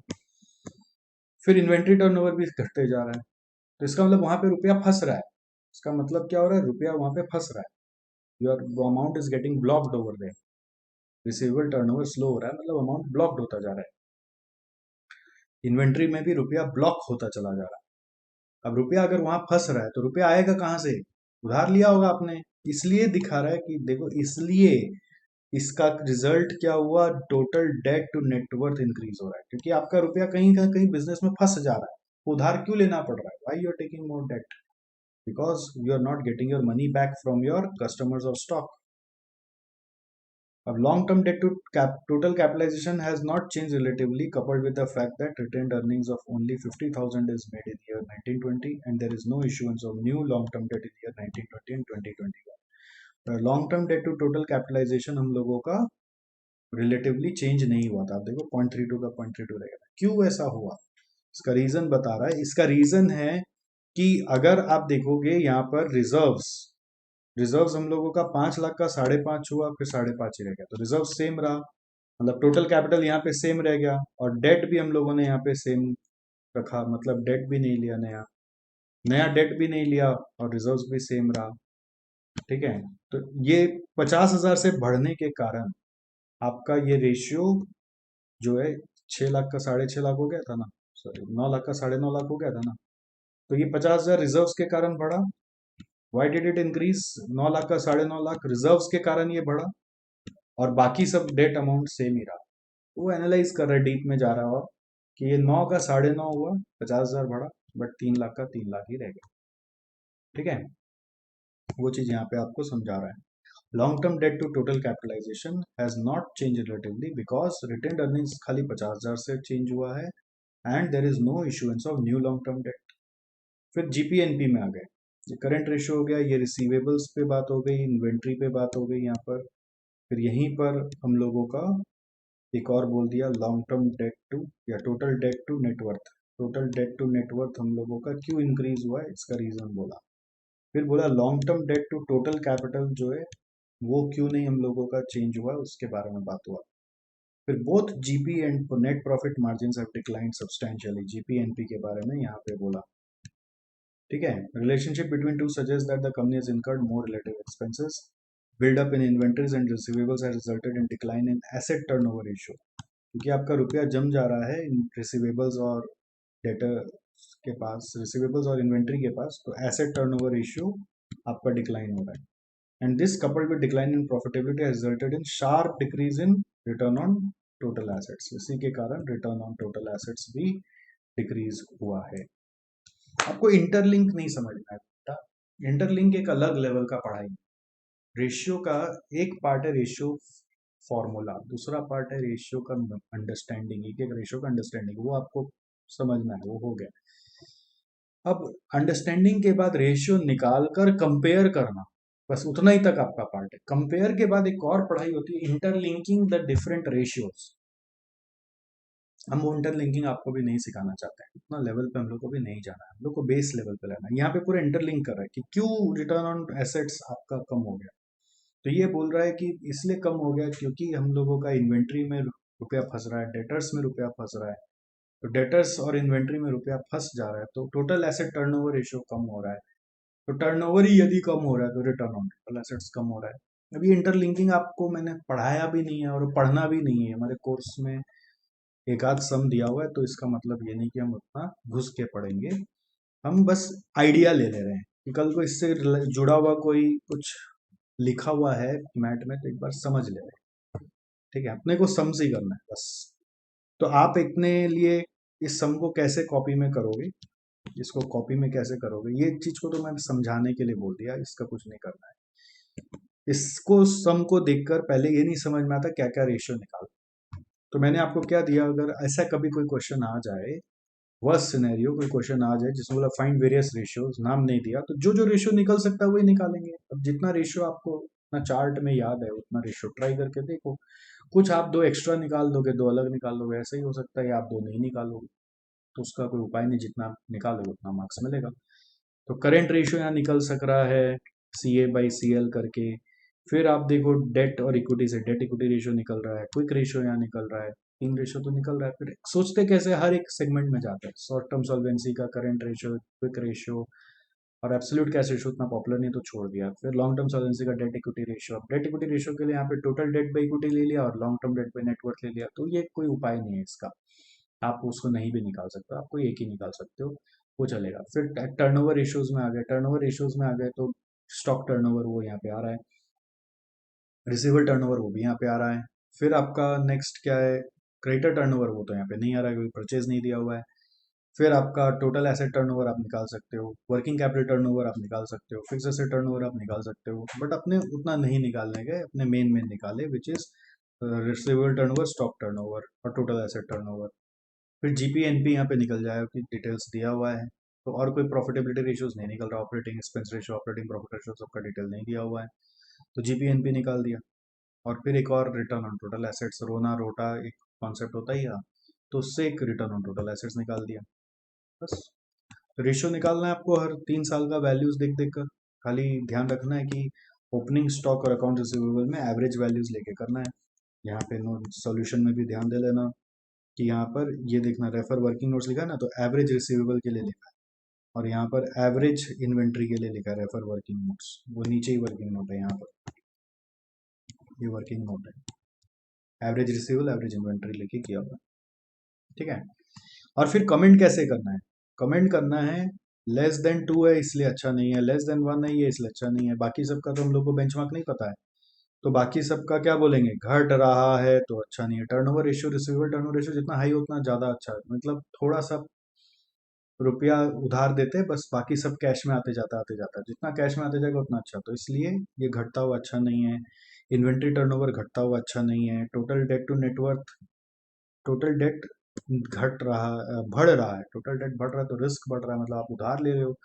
अब इसको इंटरलिंक किया, उधार कैसे ले रहे हो, क्योंकि रुपया वहां पे डेटर और रिसीवर में फंस रहा है ना, ठीक है, इसलिए उधार ले रहे हो, आप खर्चा करो उधार लेकर। जीपी रेशियो एनपी रेशियो घट रहा है, मतलब आप रुपया को खर्चा भी कर रहे हो और रुपया को डेटर और इन्वेंट्री में रखा रखे हो, ठीक है। समझ में आया आपको, टोटल एसेट टर्नओवर कम हो रहा है, इसलिए ओवरऑल इम्पैक्ट है कि रिटर्न ऑन टोटल एसेट्स ही कम हो रहा है। ऑलराइट, अभी देखो मैंने दो दो बार तीन तीन बार समझा दिया, अब आप इसको कुछ नहीं तो कम से कम कॉपी कर लो, खाली देखकर, नोटबुक में इतना तो कर ही सकते हो, कॉपी कर लो, कॉपी करते करते आप बहुत सीख जाओगे, बट कॉपी करने से अच्छा आप मेरे जैसे हेडिंग दे देकर प्रॉपरली जैसे मैंने लिखा है वो सबके हिसाब से, और जैसे मैंने समझाया उसके हिसाब से आप प्लीज कमेंट्स लिख दे, ठीक है। कोई भी असुविधा हो तो मैं आपके लिए हूँ हमेशा, ये चिंता मत करना, मैं यहाँ से कोई भाग नहीं रहा हूँ, ये बता के आपको भाग नहीं रहा हूँ, मैं आपको एक नया आउटलुक दे रहा हूँ। मैं आपको पहले बता रहा हूँ ये सम उतना आता ही नहीं, सामने आ गया तो हमारा नसीब, और अगर आ गया तो कैसे करने का, वेरियस रेशियोज बोल दिया, कुछ बोला ही नहीं रेशियो निकालना है कौन सा, तो जो जो निकल सकता है वो निकलेगा, तो उसमें दो कम दो बेसी तो हो गई, उसका कोई उपाय नहीं है। कमेंट कैसे करना है, हर एक का कमेंट स्टैंडर्ड नॉर्म अगर दिया हुआ है तो उसी से कंपेयर कर लो, स्टैंडर्ड नॉर्म मालूम है तो, नहीं तो इंडस्ट्री नॉर्म दिया होता है, नहीं तो अपना ही प्रीवियस ईयर को करंट ईयर से कंपेयर करते हैं, तो प्रीवियस ईयर करंट ईयर में बढ़ा है कि घटा है वही बता। अब यहाँ 3 साल है तो बढ़ता ही गया है कि घटता ही गया, कि बढ़ के घट गया है कि घट के बढ़ गया, यही लिखना है ना। Current ratio has decrease and is always less than 2, quick ratio has decreased and is always less than 1, so the short term solvency is riskier। Receivable turnover का कोई वो नहीं है तो it has decreased eventually, inventory turnover has increased marginally but decreased, so since it has decreased so it is indicating poor performance, बस ऐसा लिखना है। Since it has decreased so it is indicating poor performance, since it has increased so it is indicating better performance. हाँ, अब आप ये जरूर पूछ सकते हो कि सर हमको ये नहीं समझ में आ रहा कि कब कौन सा इंक्रीज से बेटर है, कौन सा डिक्रीज से बेटर है, तो वही तो शुरुआती क्लास में सारा कॉन्सेप्ट्स और सारा एक एक रेशियो जब समझा रहे थे तब वही तो था।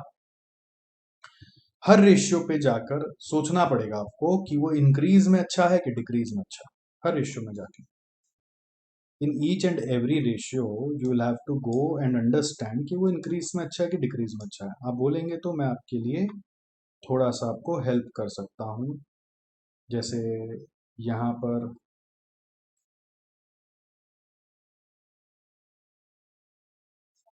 कॉमन सेंस से सोचना पड़ेगा खुद से। जैसे देखो टर्नओवर रेशियो जितना हायर है वो बेटर है, कुछ याद आ रहा है, टर्नओवर रेशियोज में ना सब में हायर इज बेटर, पूरा का पूरा, जितना हाई हो उतना अच्छा।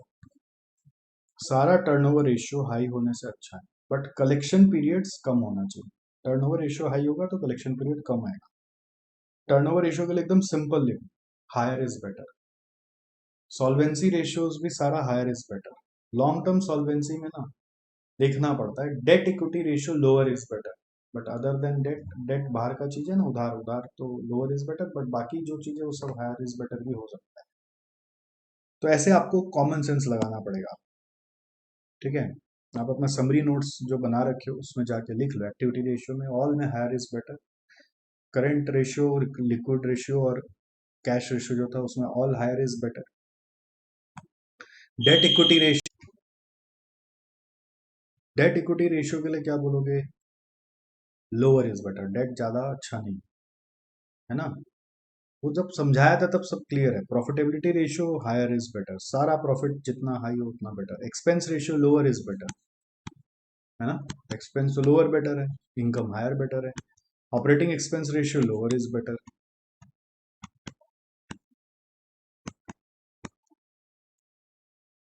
रोटा जो है, रिटर्न ऑन एसेट जो है सब हायर इज बेटर, रोटा तो हाई होना चाहिए, याद है डू पॉइंट में सब बताया था, आरओई शुड बी हायर। अब नेक्स्ट ये सब जो था ना, EPS higher is better, EPS के लिए क्या लिखोगे, लिख लो हायर इज बेटर। डीपीएस का कोई रूल नहीं है, हायर बट लोअर ये कोई रूल में नहीं आता है, we can't say different dividend has got dividend impact. तो EPS higher is better, DPS RPS के लिए नहीं बोल सकते, पे आउट रेशियो के लिए भी नहीं बोल सकते, रिटेंशन रेशियो का हायर बेटर है नहीं बोल सकते, कंक्लूसिव नहीं। P ratio higher is better, P ratio के लिए लिखो higher is better. Dividend yield higher is better, earning yield higher is better.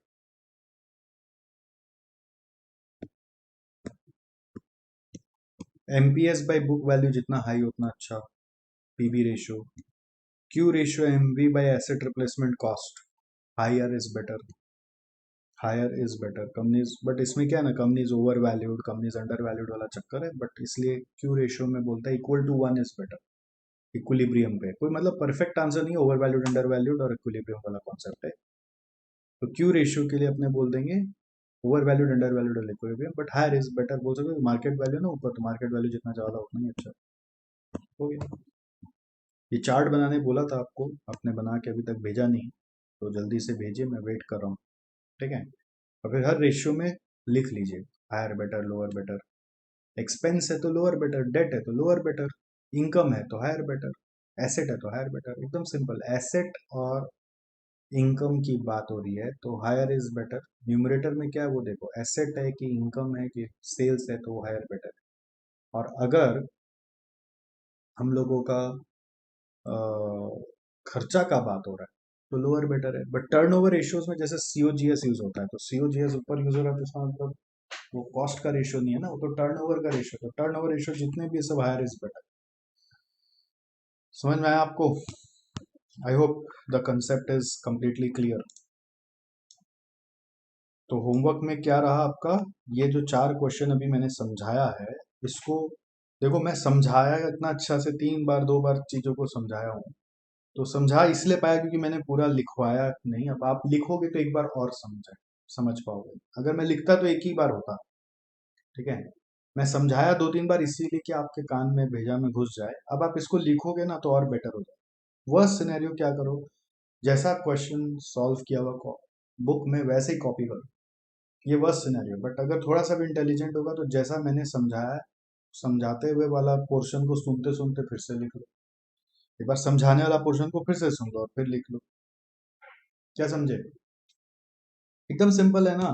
Compare करना है कि जैसे करेंट रेशियो 2.67 से 2.5 हो गया, मतलब 2.5 का 2.67 हो गया। इंडस्ट्री में 2.5 चल रहा है, हमारा 2.67 है, तो हायर है। तो since it is higher than industry norm, it is better performance, it is indicating better performance. Visual turnover ratio industry का 8 है, हमारा 10 है, तो since it is higher than the industry norm, it is indicating better performance. इतना simple नहीं लिख सकते हैं? ओके, चलिए ग्रेट। अभी एमसीक्यू आपको अपने आप करना है, बहुत इजी वाला है। वीडियो रोक दीजिए, पूरा वीडियो को पॉज करिए और सारा एमसीक्यू अटेम्प्ट करिए। वीडियो पॉज करके सारा एमसीक्यू अभी अटेम्प्ट करिए, यहीं पे रफली सॉल्व करिए और फिर हम लोग चेक करेंगे कि आपका सही है कि गलत। आपके एग्जाम में एमसीक्यू आएगा ही आएगा, आपको मालूम होना चाहिए, तो इसलिए एमसीक्यू प्रैक्टिस करता शुरू कर दो। जब भी मैट में एमसीक्यू दिया हुआ है, मैं क्लास में कराऊं या ना कराऊं, आपको अपने से करना ही करना है। कोई सवाल हो तो पूछ लेना भी, मैं करा दूंगा, बट जरूरी नहीं हर बार मैं कराऊं। एमसीक्यू जो पढ़ा हुआ उसी से आएगा, बट फिर भी आज मैं करा दे रहा हूँ इसमें। बट अगर ना कराऊं तो ये मत सोचना कि नहीं करना है, वो करना ही करना है, अपने आप करना है। चलो वीडियो रोको, अपने से ट्राई करो और फिर मेरे से मिला लो। ट्राई करो, जाओ। रेफरेंस के लिए अपना समरी नोट्स को रेफर करो। Just refer your summary notes and see what you get. पूरा ratio of net sales to working capital is, sales और वर्किंग कैपिटल है तो टर्नओवर रेशियो है ये। प्रॉफिटेबिलिटी, लिक्विडिटी, करंट और टर्नओवर, तो आंसर क्या बोलोगे? Turnover ratio.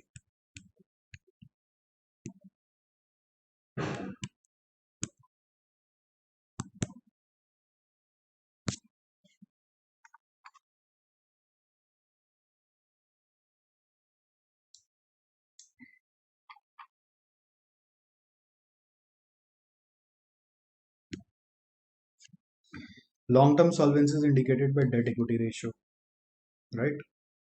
Ratio of net profit before interest and tax to sales is net profit before interest and tax to sales, यानी EBIT to sales is operating profit. Net profit ratio is PAT by sales, ठीक है, ये होता है EBIT by sales. अब ये एक नया चीज देखो, ये थ्योरी के हिसाब से है। Observing changes in financial variable across the years, okay. तो एक है वर्टिकल एनालिसिस, दूसरा हॉरिजॉन्टल एनालिसिस। ये आपको मैंने पढ़ाया नहीं है, इसके ऊपर भी पहले एक टाइम पे सम्स आता था। अलग अलग तरह का एनालिसिस होता है फाइनेंशियल स्टेटमेंट को लेकर, उसमें से एक एनालिसिस हमने सीखा रेशियो एनालिसिस, और भी बहुत सारा तरीके का एनालिसिस होता है इनकम और बैलेंस शीट को लेकर, इनकम स्टेटमेंट और बैलेंस शीट को लेकर। सो वर्टिकल एनालिसिस मतलब होता है, पता है, कि आप अपने ही कंपनी का इस ईयर का, जैसे पीएल में वर्टिकल एनालिसिस यदि करोगे तो सेल्स को बेस लेकर, वर्टिकल एनालिसिस कैसे होता है, सेल्स को बेस लिया, मान लो इनकम स्टेटमेंट में सेल्स है और लास्ट में पैट आ रहा है, तो सारा आइटम जो इनकम स्टेटमेंट का है सबको सेल्स के ऊपर परसेंट बना के देगा, कि सेल्स के नीचे सीओजीएस है तो COGS as a percent of sales कितना है, फिर जीपी आ रहा है तो GP as a percent of sales कितना है, ऑपरेटिंग एक्सपेंस आ रहा है तो operating expense as a percent of sales कितना है। सब कुछ उसी पर्टिकुलर ईयर का सेल्स के ऊपर होता है in case of income statement, और in case of balance sheet income statement में ऐसे होता है, और in case of balance sheet वो कैसे होता है, जो टोटल बैलेंस शीट का है वो 100% मान लिया जाता है और सबको उसी का परसेंट बनाया जाता है। Fix asset as a percent of total, current assets में ब्रेकअप है तो stock as a percent of total, debtors as a percent of total, prepaid expense as a percent of total, सबको इसका परसेंट बना के देखा जाता है। इसको बोलते हैं वर्टिकल एनालिसिस। वर्टिकल एनालिसिस कैसे होता है, सेम ईयर्स वैल्यूज को लेकर एनालाइज किया जाता है, और वो वैल्यू कैसा होगा, वो वैल्यू होगा आपका सेल्स पे अगर इनकम स्टेटमेंट है तो, और टोटल एसेट्स पे अगर बैलेंस शीट है तो। ये कैसे होता है इसके ऊपर हमने सम्स नहीं किया है, दरकार नहीं है, सम्स है नहीं हमारे, थ्योरी के लिए है तो मैंने आपको समझा दिया। हॉरिजॉन्टल एनालिसिस कैसे होता है, हॉरिजॉन्टल एनालिसिस होता है जहां पर आप अपने इस साल के सेल्स को अगले साल के सेल्स से कंपेयर करते हैं, तो it is comparison between 2 years, ठीक है। इस साल के सेल्स को अगले साल से, इस साल के परचेज को अगले साल से, इस साल के ऑपरेटिंग एक्सपेंस को अगले साल से, इस साल के जीपी को अगले साल से, जैसे कि आप यहाँ पे कर रहे थे ना, ये रेशियो एनालिसिस, ये जो हो रहा है ये एक तरह से हॉरिजॉन्टल एनालिसिस हो रहा है, ठीक है। इसको आप बोल सकते हो दिस इज हॉरिजॉन्टल एनालिसिस। इस साल के वैल्यू को अगले साल के वैल्यू से कंपेयर किया जा रहा है, क्या बोलेंगे, horizontal analysis. Peer form analysis क्या होता है, जहां पर आप अपना वैल्यूज को दूसरी कंपनी से कंपेयर करते हो, ठीक है, comparing with similar company. Peer मतलब होता है same type of company, similar company को पीयर बोलते हैं। अपना रेशियोज को कंपेयर करते हो। इंडस्ट्री एनालिसिस होता है जब आप कंपेयर करते हो with industry values. Industry norm से कंपेयर किया था ना अपने एक क्वेश्चन में, तो इंडस्ट्री नॉर्म से जब कंपेयर करते हो उसको इंडस्ट्री एनालिसिस बोलते हैं। तो हम लोग जब पूछ रहा है क्वेश्चन में observing changes in financial variable across the years, तो वो है हॉरिजॉन्टल एनालिसिस। ये नया था, नया को मार्क कर लोगे जिसको आपको रिवाइज करने का जरूरत है, बाकी तो रिवाइज करने की भी जरूरत नहीं, बना लो ये मैंने हॉरिजॉन्टल का एग्जांपल दिया है, पूरा बना लो एज इट इज। जरूरी नहीं है ना अपने से करने जाओगे तो सब कुछ पढ़ा हुआ ही आएगा, कुछ ना कुछ नया आ ही जाता है। जो चीज आ जाता है नया उसको मार्क कर लो। एग्जाम में भी ऐसा हो सकता है, तो उस समय तुक्का मारोगे और क्या करोगे। ABCD कहाँ गई थी, कुत्ते ने लात मारा तो रो रही थी। Receivable turnover ratio helps management to. Receivable turnover ratio से क्या पता चलता है, managing resource, managing inventory, managing customer relationship, managing working capital.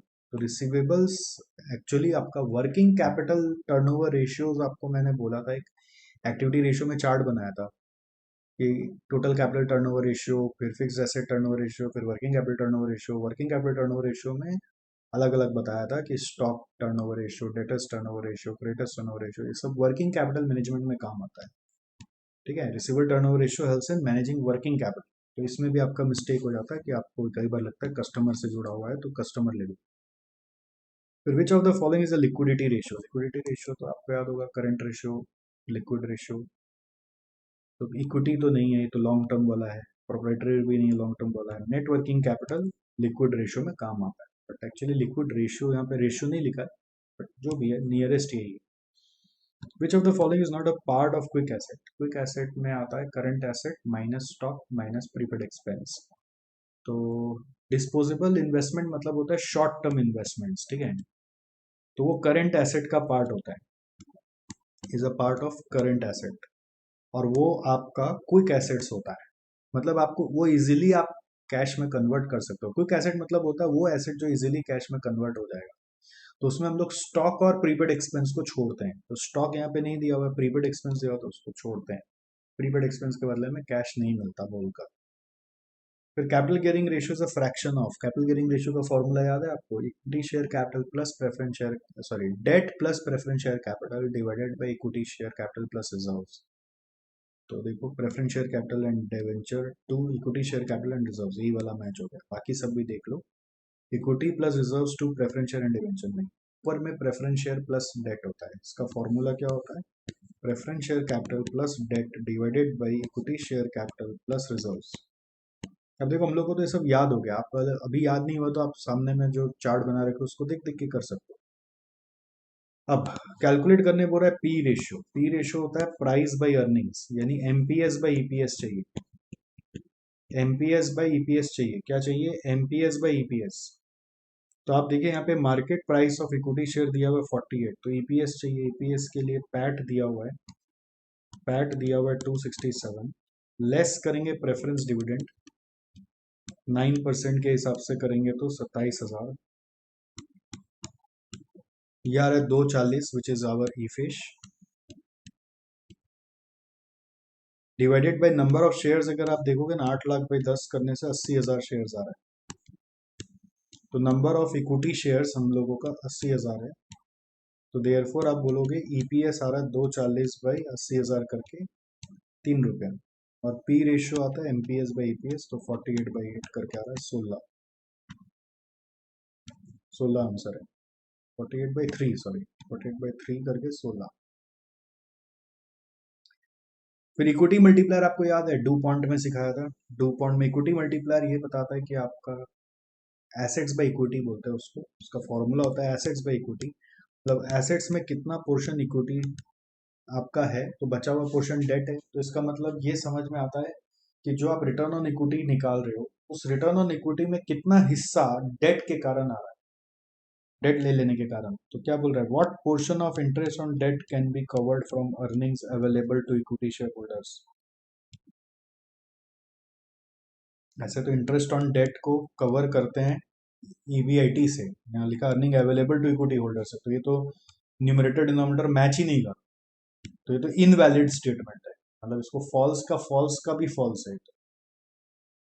How many times preference share interest, preference share में तो डिविडेंड होता है, इंटरेस्ट कहाँ से?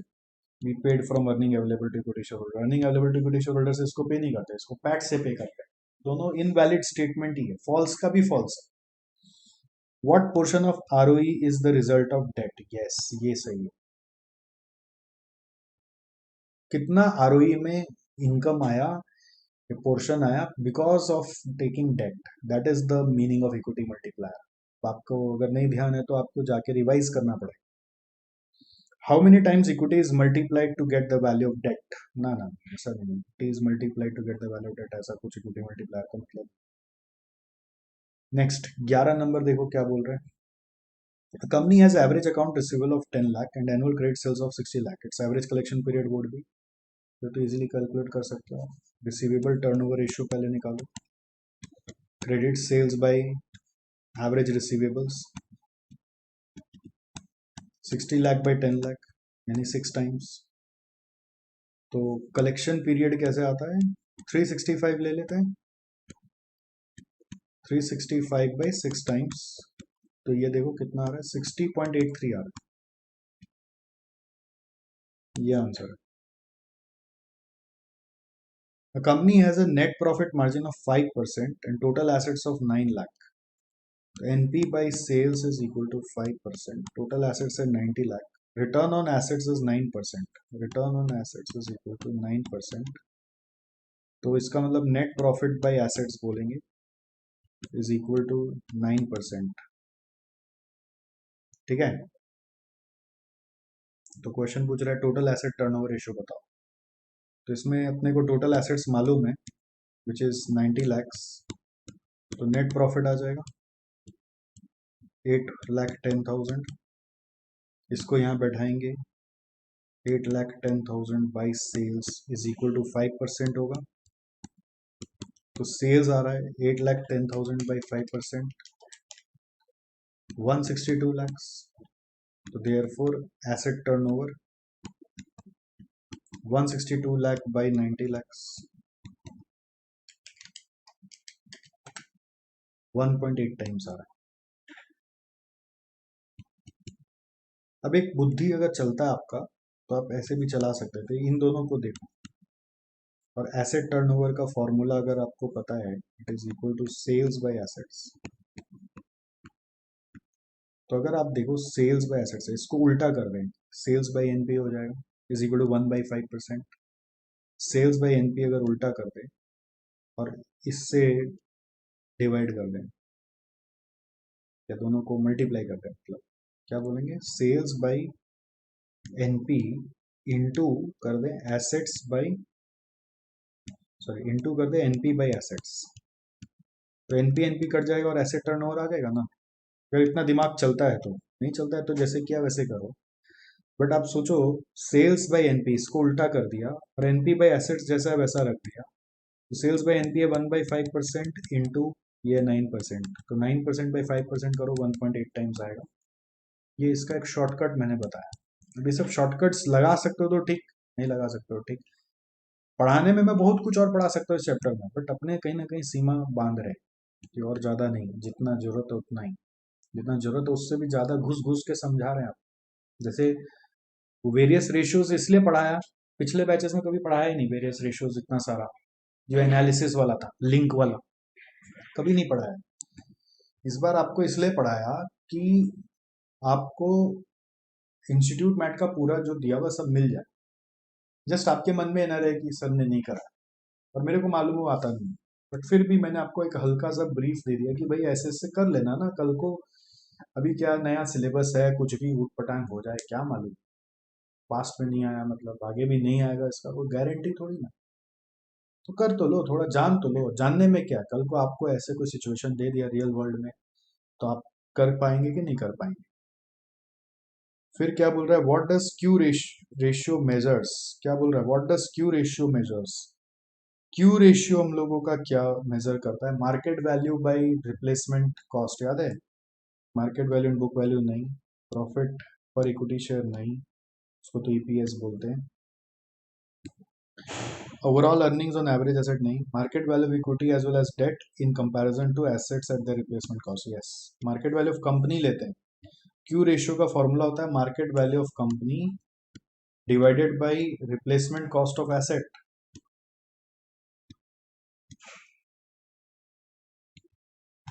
फिर क्या बोल रहा है, बोल रहा है ऑपरेटिंग एक्सपेंस निकाल के दिखाओ। तो सेल्स है, रेट ऑफ टैक्स है, नेट प्रॉफिट टू सेल्स है, तो नेट प्रॉफिट आ जाएगा 5% ऑफ सेल्स करो, यार 3.75 लाख। तो नेट प्रॉफिट मतलब होता है पैट, पैट इज 3.75 लाख। अगर टैक्स मालूम है तो ऑपरेटिंग एक्सपेंस के लिए ना एक पीएल बना लो, सबसे बेस्ट। सेल्स डाल दो 75 लाख, पैट आ गया 3.75। टैक्स रेट 50% है, तो टैक्स रेट हमेशा ध्यान रखो पीबीटी पे लगता है। तो पीबीटी अगर 100 है तो टैक्स होगा 50, तो देयरफॉर पैट होगा 50। तो यदि हम लोगों का पैट है 3.75 तो टैक्स होगा 3.75। ठीक है, तो पीबीटी होगा 7.5। ये समझ में आ रहा है। जब हम लोगों का रेट ऑफ टैक्स 50% है तो वो टैक्स हमेशा पीबीटी पे होता है। तो इसका मतलब पीबीटी यदि 100 है तब टैक्स 50 है, तो पैट हम लोग का 50 है, और पैट हमको मालूम है 3.75, तो टैक्स भी 3.75। तो पीएल में मैं बैठा दिया टैक्स इज 3.75। फिर पीएल बोल रहा है मेरे को कॉस्ट ऑफ गुड्स सोल्ड, तो सीओजीएस है 32.9। फिर इंटरेस्ट बोल रहा है तो इंटरेस्ट भी डाल दो 60,000, तो 0.6। तो बस बचा हुआ जो बैलेंसिंग फिगर है वो ऑपरेटिंग एक्सपेंस ही बचेगा, और क्या, क्या और कुछ बचा कहाँ। Balancing figure is operating expense. 75 minus 32.9 minus 0.6 minus 7.5, 34 आ रहा है। 34 इज द आंसर। देखा, वो बड़ा बड़ा सम करने के बाद ये कुछ लगा ही नहीं, बच्चा चीज लगा। और which of the following is not a profitability ratio पूछ रहा है। नॉट अ प्रॉफिटेबिलिटी रेशियो, तो पी रेशियो प्रॉफिट से जुड़ा हुआ है, हाँ। रिटर्न ऑन कैपिटल एम्प्लॉयड भी जुड़ा हुआ है, हाँ। Q ratio, Q ratio actually institute का मैथ में सब प्रॉफिटेबिलिटी रेशियो से कनेक्टेड में पढ़े थे अपने।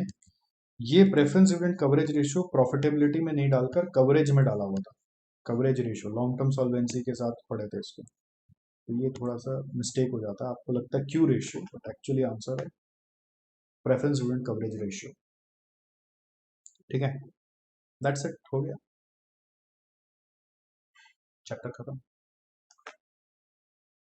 ओके सर, चैप्टर में ना हमको कॉन्सेप्ट बहुत अच्छा समझ में आया, लेकिन सम्स में थोड़ा सा लगा है कि पता नहीं होगा कि नहीं होगा।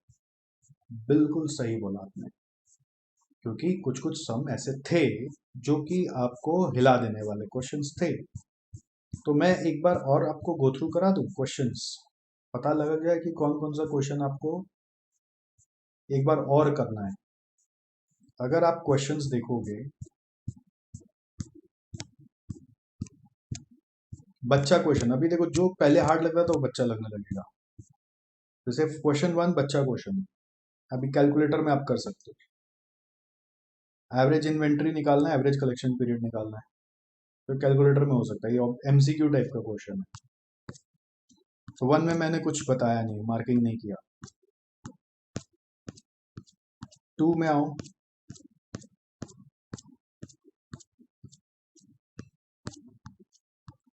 2 नंबर अगर आप देखोगे तो ये होमवर्क दिया हुआ था, बट ये भी अब कैलकुलेटर में आप कर सकोगे।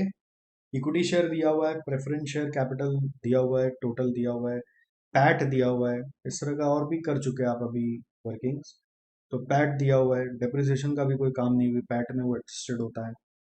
फिर आपको बोल रहा है पैट दिया हुआ है तो प्रेफरेंस शेयर कैपिटल माइनस करने से ईफेश आ जाएगा। फिर आपको इक्विटी डिविडेंड भी दिया हुआ है, मार्केट वैल्यू ऑफ शेयर्स दिया हुआ है।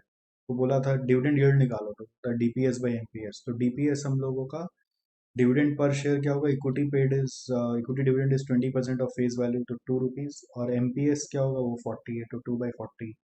Cover for preference dividend and equity dividend, मैंने आपको बोला था इसको कंबाइंड वे में भी कर सकते हैं और अलग अलग भी कर सकते हैं।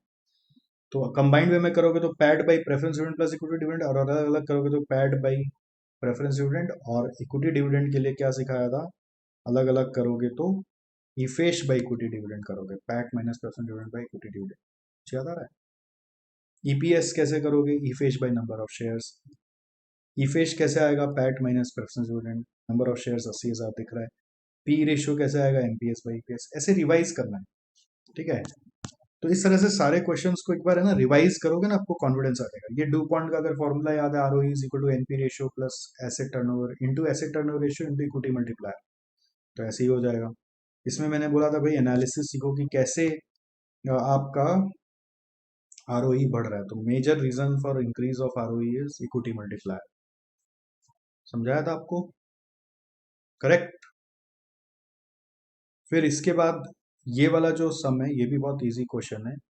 यहाँ पे आपको क्या बोल रहा है देखो, operating profit margin before tax निकालना है, तो इसमें यहाँ पे फंस जाता है कि ऑपरेटिंग प्रॉफिट कैसे आएगा। तो ऑपरेटिंग प्रॉफिट मैंने आपको समझाया था ऑलरेडी, अभी कितनी बार हो चुका है, this sales minus uses minus admin expense, और अगर कुछ नहीं हो तो वही ईबीआईटी है, तो ईबीआईटी से ये सम हो। तो ईबीआईटी का एक स्टेटमेंट बनाना पड़ेगा, पहले आपको ये बोला था, make an income statement first to find out the EBIT, या फिर आप एक एक रेशियो में जो जो वैल्यूज देखते जा रहे हो वो सब लेके करते चलो। देखो sales minus direct cost minus operating expense करके ईबीआईटी आया, ईबीआईटी 61 पहले निकाला और सेल्स यहाँ पे दिया हुआ है, आपको याद होगा क्वेश्चन में। तो ये क्वेश्चन भी कैलकुलेटर में ऐसे ना अटेम्प्ट करके देखना पड़ेगा अब आपसे हो रहा है कि नहीं हो रहा है, ये आपका होम टास्क है। हर चैप्टर खत्म होने के बाद ऐसे एक चैप्टर को रिव्यू करना पड़ता है कि अब मेरे से हो रहा है कि नहीं, पहले तो हो रहा था बट अब कितना और ईजी हो रहा है, और ये चैप्टर खत्म होने के बाद ही करना है। भले एक दिन लगेगा, आधा घंटा लगेगा, एक दिन मतलब पूरा दिन नहीं लगता है, आधा एक घंटा 2 घंटा देना पड़ता है, 2 घंटा में आपको समझ में आ जाता है। फिर जहां पे भी फंसोगे, अगर ये चीज नहीं समझ में आया वापस से, तो वो मेरे को मार्क करके पूछोगे, फोटो खींचोगे क्वेश्चन का और आंसर का और मेरे व्हाट्सएप नंबर पे आप भेजोगे, मैं आपको गाइड करूंगा। ऐसा नहीं कि छोड़ देना है, ऐसा नहीं है कि सर कैसा पढ़ा रहे क्या पढ़ा रहे, ये सब बकवास करके आपका समय बर्बाद है। और मेरा कोई इंटेंशन नहीं कि आपको परेशान करना है, मेरा इंटेंशन ये कि आपको पास कराना है। तो हो सकता है फिर भी मेरे बेस्ट एफर्ट के बाद भी कुछ आपको नहीं समझ में आया हो, आपका ध्यान नहीं गया हो, या मैं ठीक से नहीं समझा पाया, तो you can always click a picture and ask me, don't hesitate in that. एक दो बार पूछोगे, हेजिटेशन क्लियर हो जाएगा, और 4-5 बार पूछ लोगे तो सब्जेक्ट पे कॉन्फिडेंस ही आ जाएगा। ठीक है, तो देखो, will employ total assets of 8 lakh, 50% of asset is debt at interest cost of 8%, direct costs are 480, all other operating expenses are 80,000, goods will be sold at to customers at 150% of direct cost, तो 480 का 150% करेंगे तो 720 sales आ गया, और tax is to be assumed at 50%। तो sales हम लोगों का 720 है, माइनस डायरेक्ट कॉस्ट किया तो जीपी आया, माइनस अदर ऑपरेटिंग एक्सपेंसेस किया तो पीबीटी आया, पीबीटी में से टैक्स माइनस किया तो पैट आया। याद आ रहा है, मुंह जवानी बता दिया मैंने। और अच्छा, इंटरेस्ट भी दिया हुआ था, पैट निकालने के पहले मेरा एक मिस्टेक हो गया, मेरा इंटरेस्ट हड़बड़ में स्किप कर गया। अब क्या ना, ये हड़बड़ में जो मैं स्किप किया आपका भी स्किप हो सकता है, कोई बड़ी बात नहीं। तो आपको यही कैचअप करना है कि आपका भी वैसा हुआ क्या, ये सब रफ कॉपी लो एक, है ना, और उसमें बैठ के सॉल्व करो। और रफली मतलब इतना गंदा भी मत करना कि खुद को ही नहीं समझ में आए, इतना रफ नहीं करना है, फ्लो में ही करना है, प्रॉपर जैसे मिनिमम लिख कर कोशिश करो कि आपसे ये हो रहा है कि नहीं।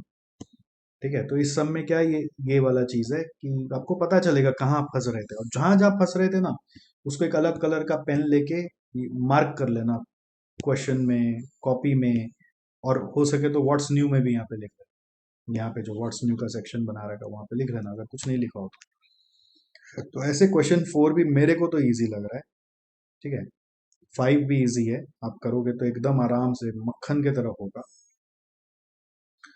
एकदम मक्खन की तरह होगा। बस उसमें अजम्पशन लेना है कि opening creditor closing creditor same है, जो कि अब तो कॉमन अजम्पशन हो गया आपके लिए। ऑलराइट, बहुत ज़्यादा कोई बड़ी बात नहीं है हम लोगों के लिए वो। और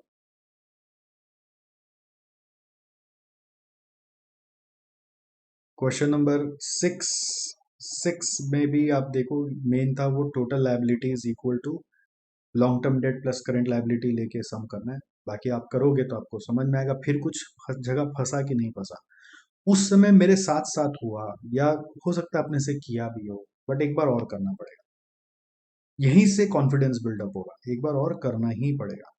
समझ गए कैसे करना है? देखना नहीं है सॉल्यूशन, अपने आप करना है। तो इस सब में ये जो लाइबिलिटी का ब्रेकअप था, उससे जो टोटल लाइबिलिटी से टोटल बैलेंस शीट बना, वो कैसे हो रहा था वो देखने का था।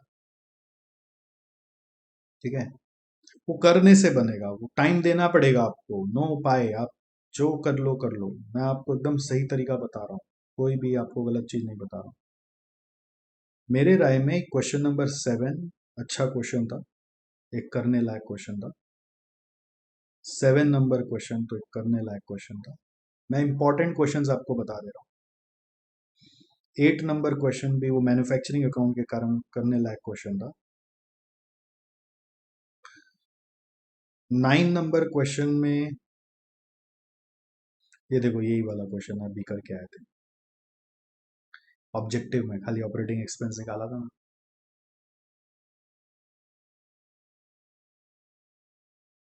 7 और 8 अच्छा क्वेश्चन था। ठीक है, फिर ये वाला क्वेश्चन अच्छा था, नेक्स्ट जो आ रहा है।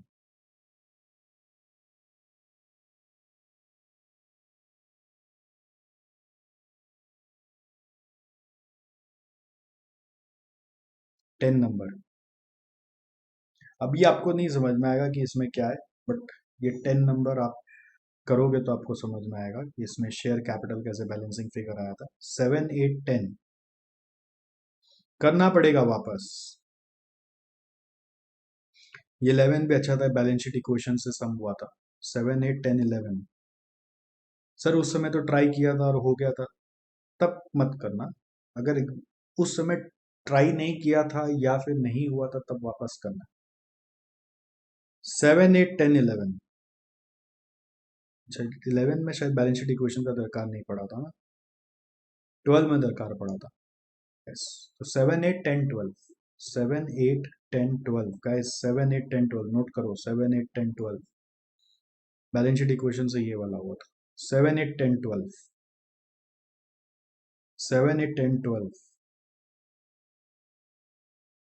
13 में ये वाला एक चीज नया था, change in reserves is equal to net profit. अगर इतना समझ में आ गया तो सम हो गया था। 7, 8, 10, 12 करो सब बैठ के, बट इंपॉर्टेंट 7, 8, 10, 12 और 14, 7, 8, 10, 12 और 14 वो एक्स लेके ये वापस करना पड़ेगा। 7, 8, 10, 12, 14 और उसके बाद यहाँ पर ये तो इजी क्वेश्चंस थे, इसमें तो ऐसा कुछ था नहीं, खाली इक्विटी का मीनिंग समझ में आ जाए तो हो जाएगा। ये लास्ट वाला ले लेते जिसमें रेशियो का नाम नहीं दिया हुआ था। 7, 8, 10, 12, 14, 18 ये क्वेश्चंस थोड़े से अच्छे क्वेश्चंस हैं, तो उसको तो वापस करना ही है। समझ गए मैं क्या बोल रहा हूँ? उसको तो वापस करना ही करना है। 7, 8, 10, 12, 14 7, 8, 10, 12, 14, 18 these are according to me important questions because they cover certain new varieties, but your homework